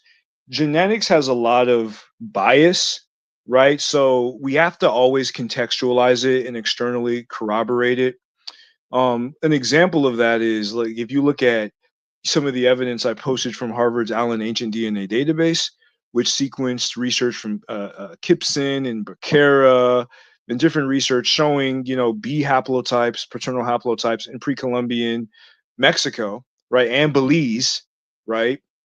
You can clearly see that under certain rigorous sequences, there's going to be African haplotypes that come up. And this is largely because a lot of these companies and independent researchers use microarrays that are more so distinguished to classify Eurasian and European diversity. And they're not necessarily specific to African genetic diversity, which is why a lot of researchers would prefer whole genome sequencing than 1040 or other different methodologies that are not as holistic with respect to getting all of the different SNPs, that we see in Africa. So you're going to see bias in the direction of Eurasians away from Africans in all different genetic studies. But with that said, there's a certain ethical dilemma that we should discuss in the sense of not necessarily hinging on that when it comes to who we identify as us. Because you've heard the adage, a lot of skin folk ain't kinfolk. And there's a lot of different people who, even though they may have more of a genetic affinity with us, they're not necessarily us. And that's going away from genetics, away from biology, and more into politics and the political reality, which is why I brought up the UNIA ACL in that light. So I would say that from an ethical standpoint, that's kind of the approach that I would take, while I do submit that, yeah, and I don't know about the Jarawa people, but many of these other groups in Asia and Oceania do have Denisovan, and some of them have Neanderthal affinities, right? And some Well, let me Africans ask you a question. I'm not cutting you off. So if you were, because we don't understand, for those who don't understand, that DNA is a timeline. So if you understand what mitochondrial DNA, we all understand that mitochondrial DNA goes to the woman, and we all trace it back to a woman in Africa. So no matter who you test for mitochondrial DNA, it's a signature. So it acts like a timeline. So if you were to look at people from Oceania or people from the Solomon Islands, things like that, when you look at their DNA, right, their closest related ancestor is not the African. There's several groups of people from Asia that would be more closer to them. What I think a lot of people is not understanding how nature works is like, we are a part of nature, right? I try to explain, there are animals and plants that look exactly the same, but there are different species of animal. You can take ants, you can take birds, right? If you read Darwin, The Origin of Species, right, it'll show you some similarities, but there's certain tweaks within that species physically that may make it different due to how they look or their diet, even though they look the same. And that's what I think we're not understanding, that just because something looks the same and exactly identical like us, that's what it is like on the surface level, but that's not what it is like genetically. So all the people from the Jarawa people and the people from Australian Aboriginals, if you look to see who their closest ancestor is, not the continental African. And that is my bone of contention when we have these discussions. Well, I think we need to distinguish like their ancestral population versus the closest relatives, because I think what you meant to say is their closest genetic relative would Correct. be non-Africans, whereas their ancestors did come from Africa, Correct. right? And to your point, and that's kind of why I wanted to take the ethical approach, because again, not all skin folk are kinfolk, and when it comes to politics and what we do politically, because that's really where the rubber meets the road. We're talking about how we relate to each other in the real world. We're not necessarily But Kanji, talking. hold on. I understand. I know I'm cutting you off again, but you're absolutely right. But I like I'm not saying you're doing that purposely, but me, I think where people get lost when if we talk about science and genetics, let that be its own topic. Now, when we want to talk about the unification of black melanated people, right? Mhm. From a geopolitical standpoint, then yes, I'm all for it. But people from Mhm. Papua New Guinea, they saying they black like me. Yes, let's do that. But Yeah. let's be clear here of who our closest ancestors are. That's not to ostracize them. This is science. People are putting their feelings and politics into science. It just is what it is. Yeah, go ahead.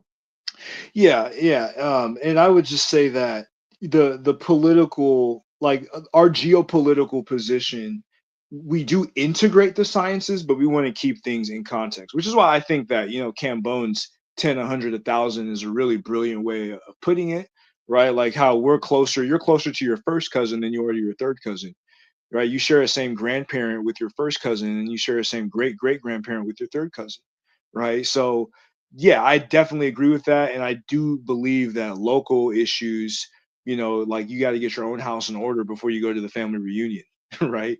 So, I think that that's all important, and I don't necessarily have that much of an issue. I know that FBAs like they want to, constrict blackness to America and American slavery. I find blackness in classical Africa, which is something that Reggie told me. We were talking about this yesterday, where he dealt with black being divine, how it is divine in African cultures. You do see it in Pharaonic Africa, and I'm not as familiar with the associations of blackness in these other cultures like the Fijians, Melanesians. I have no idea. But Reggie basically his position was if they didn't deify blackness, then they're not us, right? So I could definitely, agree to that to a degree, right? Now with the Olmecs or the Tutu Shi, there's indisputable evidence, not only from the Tataliko excavations and the Sarah excavations, but the epigraphy, the genomics of the region of that time period, of the different flora and fauna, microfauna, the onomastics. There's indisputable evidence that there was contact by Africans. I think anybody who denies that today is ideologically biased. That's not to say that all of them were us, because if we look at Guadarrama's analysis, they certainly weren't. However, King did bring up the fact that, these quadrangular orbits and the less zygomatic projections, you do see that brachiocephalic or short head morphology among certain African populations, which is definitive. But in terms of what they define us as, the features that they define us as, you definitively see that in Wyszynski's analysis, as well as Guadarrama's analysis of Tataliko that had Olmec migrants, you definitively see that Monument F El Negro phenotype within the skeletal remains, right? So at this point, I mean, with the amount of analysis that I've done, that I will continue to do, I don't think that anybody could deny that there was African contact. I don't know how anybody can deny that. I mean, I would more again, like I said, Olmec body or remains have not been excavated for DNA analysis to run on. But of course, we have to Tataliko go has on Olmec artifacts. migrants. I'm sorry. Go ahead. Tataliko, I just mentioned, Guadarrama and Wyszynski analyzed remains of Tataliko, and it showed that they had Black or African affinities. And these were some of the Olmecs. One of the sites is an Olmec site, and another site is believed by most anthropologists, archaeologists, Tataliko to have had migrants from the Epi-Olmec culture. And both of those, the excavations from both of those showed remains with African affinities. And they go back around the same time period as the Olmec heads when it's dated, when it's with chemical analysis, the dating. So they know. I have to do more research on that, but to see if it's if it is, because that was always my bone of contention for me. But with all, like, so you're talking about the fauna that they have, and I use the same thing that the Sheikh Anta Diop use and Ezekiel Obenga use when we look at the ancient Egypts, when they say, oh, the ancient Egypts, yeah, they're not black, but when you look at the wall text and you look at the funerary text, you'll see the king and you see the priest will have leopard skin. There's no leopards in that region. So they were doing business with the South, and they had a lot of things, a lot of trade, a lot of things that they did. So you're like, okay, these people were obviously in contact. But thank you, brother. I'll do more research when it comes to that. Thank you. No doubt, no doubt. Appreciate you. Last but not least, and good back and forth discussion. I'll be curious to hear what Buana has to say to follow, or Sister Cheryl, who's active in the chat. But let's welcome in our brother Bakari. By the way, before Bakari speaks, just want to shout out Bakari too. He checks in on me pretty regularly, see how things are going, and even before my father passed away, he would check in. So I do appreciate him.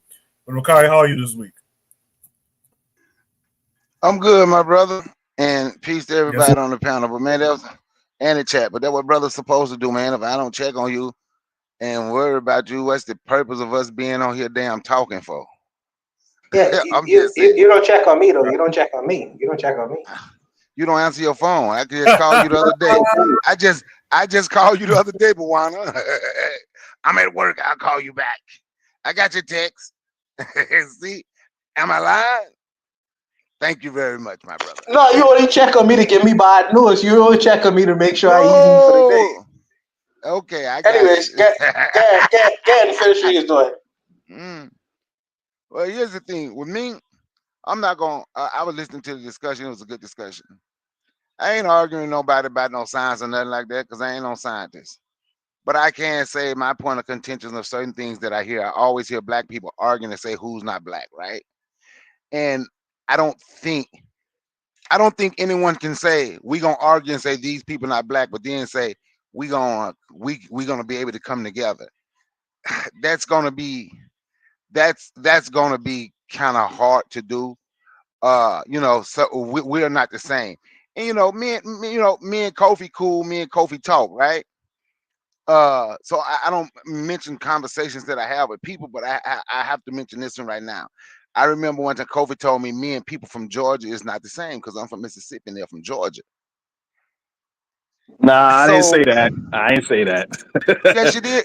Kofi, yes, you did. So now watch context this. Is great, but go ahead. You got the floor. My bad. Okay. But I'm just saying that. So, but here's the thing. So when we say who's black, you can't say such and such is not black because they didn't go through this experience of black people in the Western world. Then turn around and say the ancient Egyptians are black. They didn't go through the experience of black people in the Western world. We can't have it. We can't have it. We can't have it both. Both ways. These people not black, but these people are. They didn't go through our experience of slavery here, Jim Crow here, and whatever we done went through over here in this part of the world. For me, I believe, I just mean, we constantly argue about who is and who's not, and it keep us from actually coming together, doing something together, because it's going to be hard to say, yeah, all of a sudden I'm going to just start saying, yeah, you know what? Yeah, now we the same and we can work together. Well, we wasn't the same before. You just told me we wasn't the same. So now that you need this, we the same. Now I'm going to be okay over here dealing with people who always saw us, who always understood that we're the same. It's good for people that study science. I'm not telling nobody don't. I just say I don't know much about it. And it's good to study DNA. I just know I'm a novice, maybe. If I'm even, I might not even be a novice. Shit. But that would be something I would be new to. But I do know saying people haven't been through the same experience that we haven't been through. There's a FBA and ADOS mindset saying those people or these people are not black. Or you say that's okay. So tell me what you said about black people in Mississippi and black people in Georgia, Kofi. I don't remember saying such a crazy. I don't make generalizations, and if I said that, there must have been something specifically I was saying. I remember we were talking about the people I believe in Mississippi and Memphis, and you Now were we were talking telling me about about Mississippi how in Georgia. I remember the conversation. And I'm like, dude, how you gonna say we not the same? We black from the United States from the. you must have misunderstood me because all black people in America are the same. So watch. They just live in So different regions of the United States. so now watch this. So let's say you say because every black person in the United States, even during slavery, didn't have the same experience because there was some black people here that was never slaves. So if it's going to be based on experience and what you went through, Wait. So who are those people that were black that were never slaves? you think every black person was a slave? I could give you an example, Teach me. and I could give you a quick example. And Francois Rousseau, he was born in 1798, and he immigrated to New Orleans from France in the 1830s to participate in the illegal slave trade. Right? He had children with an enslaved woman, and they had a son named Urson. Right? Urson's great great grandson is a man named Tariq Nasheed. I'll leave you with that. Yeah, that's one person. I think he was talking about referring to groups of people. I No, know there I'm were not saying. individual I'm black not. people here that So were that's not what I slaves. said. So that's what I said. So with those, so would I be the same as those people? Because their experience wouldn't be my experience. No, well, And again, you said people meaning plural more than one. So I don't know yeah, more groups than of yes, people. more than one black person was not enslaved. It was more than one free black person in this country. Come on, man, you know that. You know it was more than one free black person in this country. Okay, so let's test this. So No. Look, what town did all these free black people live in? I didn't say no. Oh, see what you're doing now. You're trying to move the goalpost. No, Because I'm my not. You point is, said people. no. You said Oh, people. I'll give okay, you the you're right. floor, man. We'll talk later, man. We'll talk later. But what I'm saying is, since we don't have the same experience, they wouldn't be my like. I'm gonna say like a lot of people that went through sharecropping, right, and complain about, and they have every right to complain about sharecropping, right? They couldn't read, write, count, and everything was stolen from them, right? They wouldn't be the same as my family. My dad's side of my family could read, write, count, and acquired 4,000 acres of land. We wouldn't have the same experience. I could go down to Crystal Spring, Mississippi. We had horses and cows and all that shit that was acquired during after slavery and Jim. So the experience wouldn't have been the same. But even though the experience was not the same for my daddy and his family, for other black people, we never saw a difference in black people, is my point. Because even though the experience wasn't the same, it was still a struggle.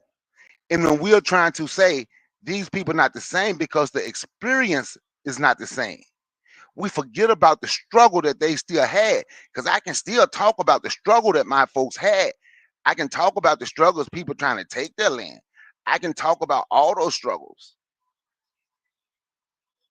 So when we look at it, when we are constantly trying to figure out who's not, what we are doing, in my opinion, I think we're dividing ourselves even more than we already are.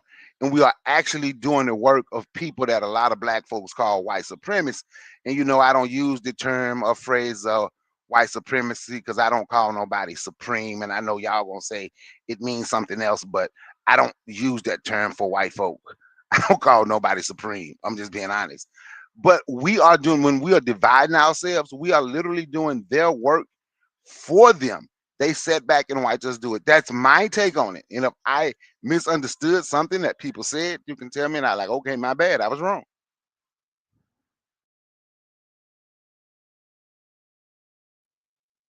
We Very good, good brother. Probably we discussion. good.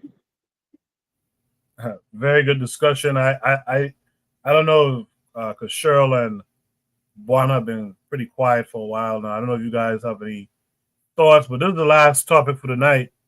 So if you're going to make any extra thoughts, do it now before we get to our shout outs. Me personally, I am happy. If Amma wanted to go first, whatever. But I am particularly happy because what Kofi has done tonight is he's done it. He pinned down Kamji in referencing in terms of DNA, and Kamji made a distinction between a geopolitical notion of blackness or Africanity or whatever that means, and being in terms of African being on a DNA level. And since he did that, I have to concede because it was a question in my mind whether these people are African people. You know, it was a real question in my mind, and it was answered tonight. It was answered tonight, and you know, for me, I was wrong. And Kofi was right in terms of the time having having an importance in dealing with how you reference this whole DNA issue, and the fact that he just was right on that assumption, on what I thought was an assumption. He was right. He was right, and I would just leave it with him. You know, he was right. So it is what it is. I'll leave it. Thank you for that. Thank you for that.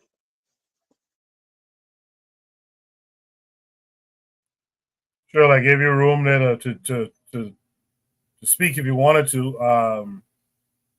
But if you don't have any last thoughts, man, we could go to shout out. Cheryl, you want to add something? Go ahead. Yeah, I mean, I don't really have much to add. You know, I think we just need to stay focused.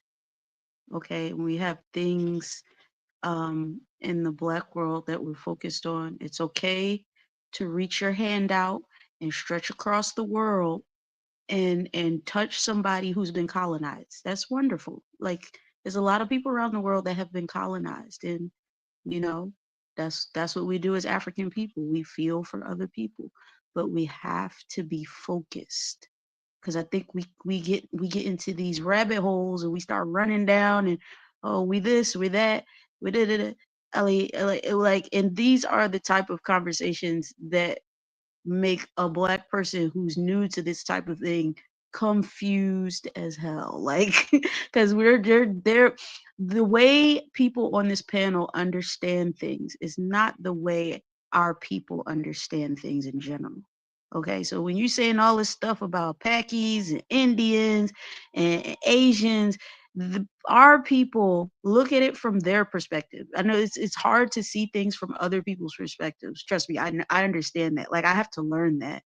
But other people, especially younger people and people who are all into, you know, they're all over the place. We got Christians, we got to deal with, we got Muslim Black people, we got Black people that think the 12 tribes of Israel. We got all types of confusion, and that's why when we jump in all over the place like this, it becomes confusing for the audience.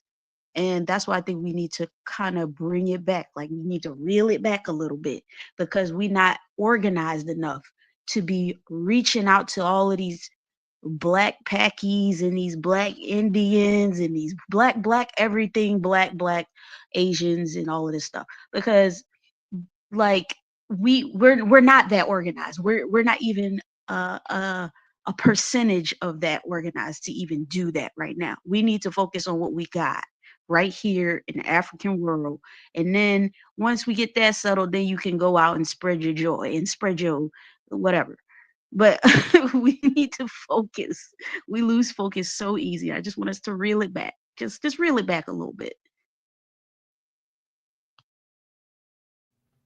Appreciate that, Sister Cheryl.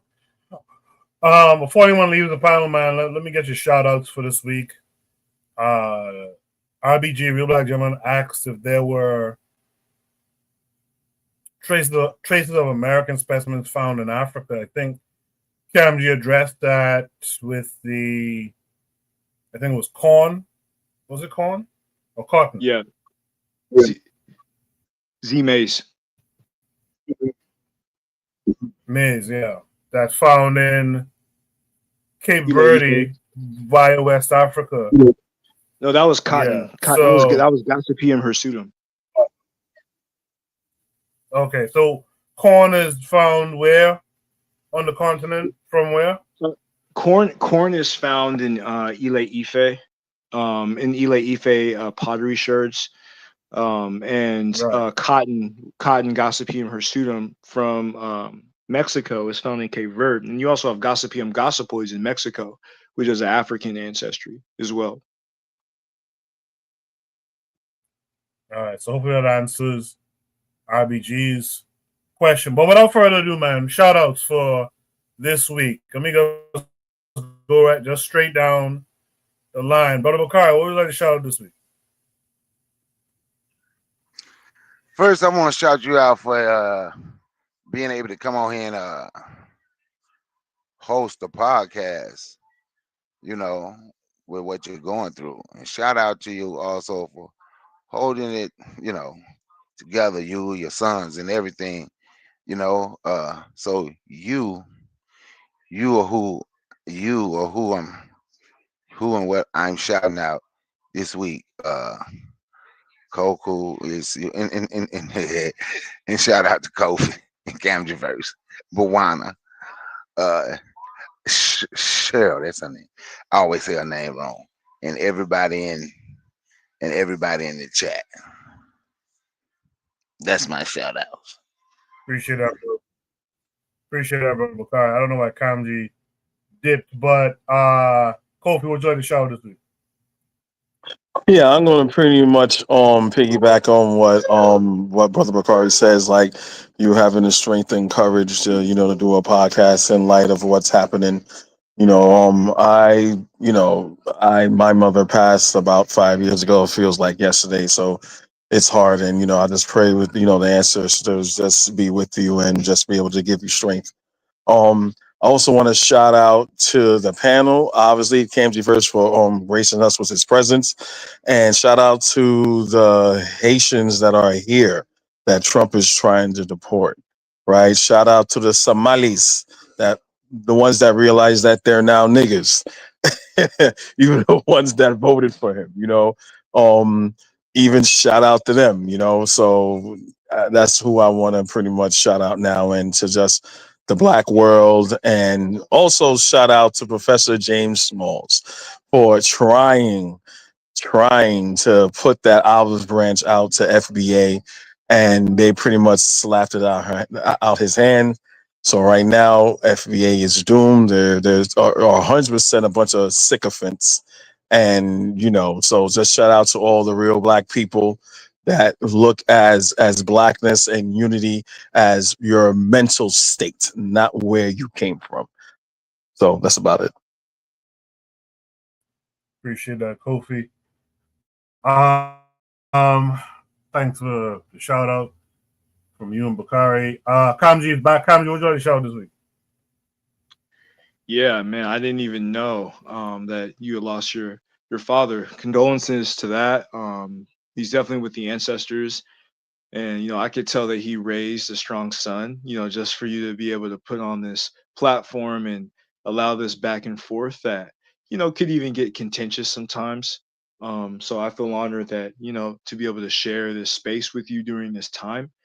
And I just want to give a shout out to, you know, the fecal brain assimilationists as always, because they're losing, as Kofi just brilliantly put, one of their only legitimate scholars, living scholars in James Smalls. So the fecal brain assimilationists are reeling, and they're going to have to figure that out. Hopefully the Alphabet Boys and the Central Intelligence Agency give them a new script.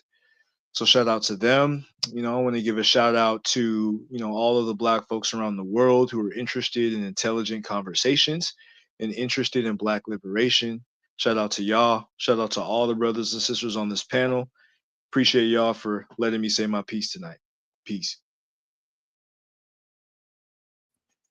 Yes, sir. With that said, Sister Cheryl, would you like to shout out this week?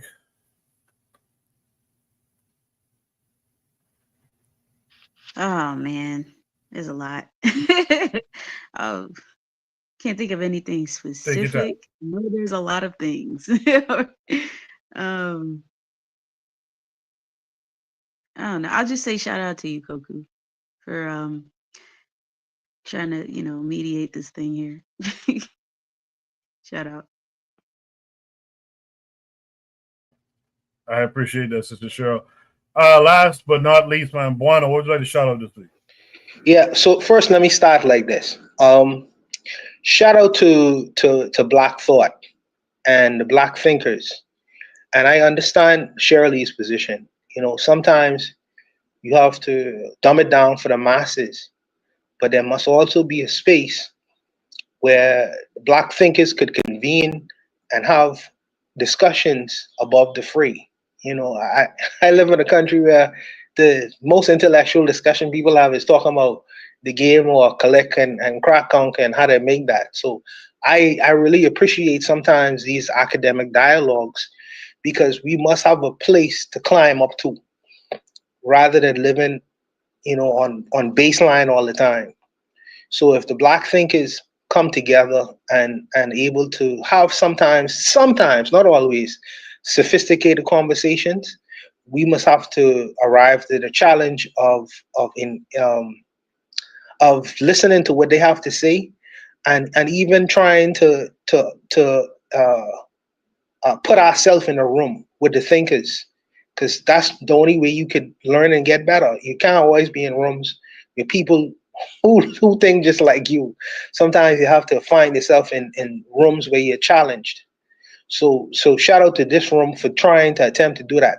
Between Kofi and Kamji, that discussion for me was quintessential. That was a very, very great discussion that they had, and I really appreciated that because you usually don't have them. So shout out to them brothers for engaging like that. Shout out for Brother Bakari. Brother Bakari is a glue.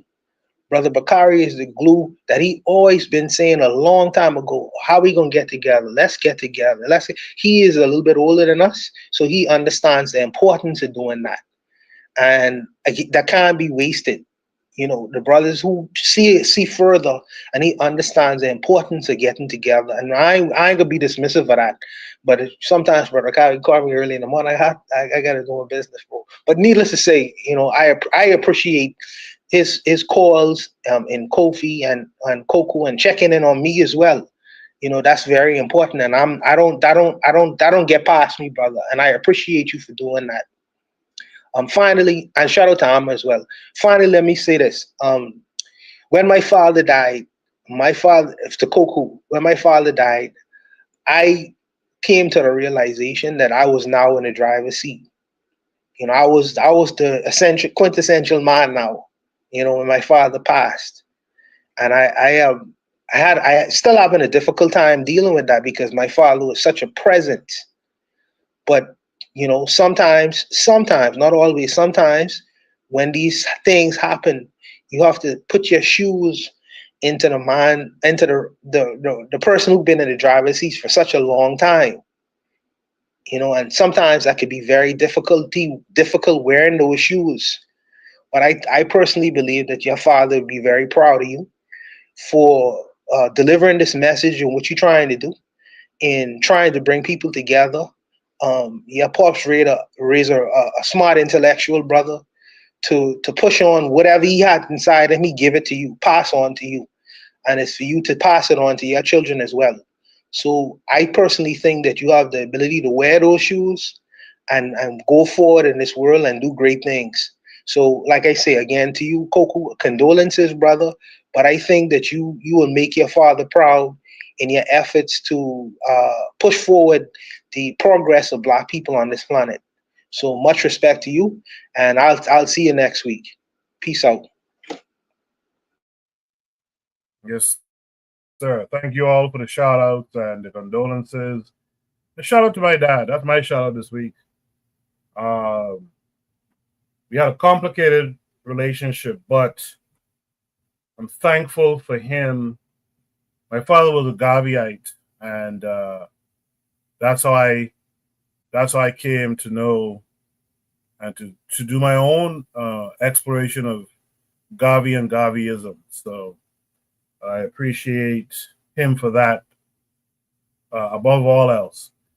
And yeah, we'll lay him to rest next Saturday, so we won't be live next Saturday. I'll be back home for that. But the week after, I hope to have the strength to come back and do this again. Some of you would have pointed out, they say bury the man and continue to plan. So once I get through it, we got work to do, man. And we'll talk more about that in the future. That's the show for this week. We'll be back in 2 weeks. I hope we'll be back in 2 weeks to continue these discussions and hopefully to start talking about in the real world. But Brother Bakari, I want to point out, and I pointed out earlier, but we're doing that thing, that Gaviite thing of reaching out to people and checking up and checking in. So we got to continue that type of thing as we go forward, man. But in the meantime, you guys be good. I'll see y'all next time. Peace.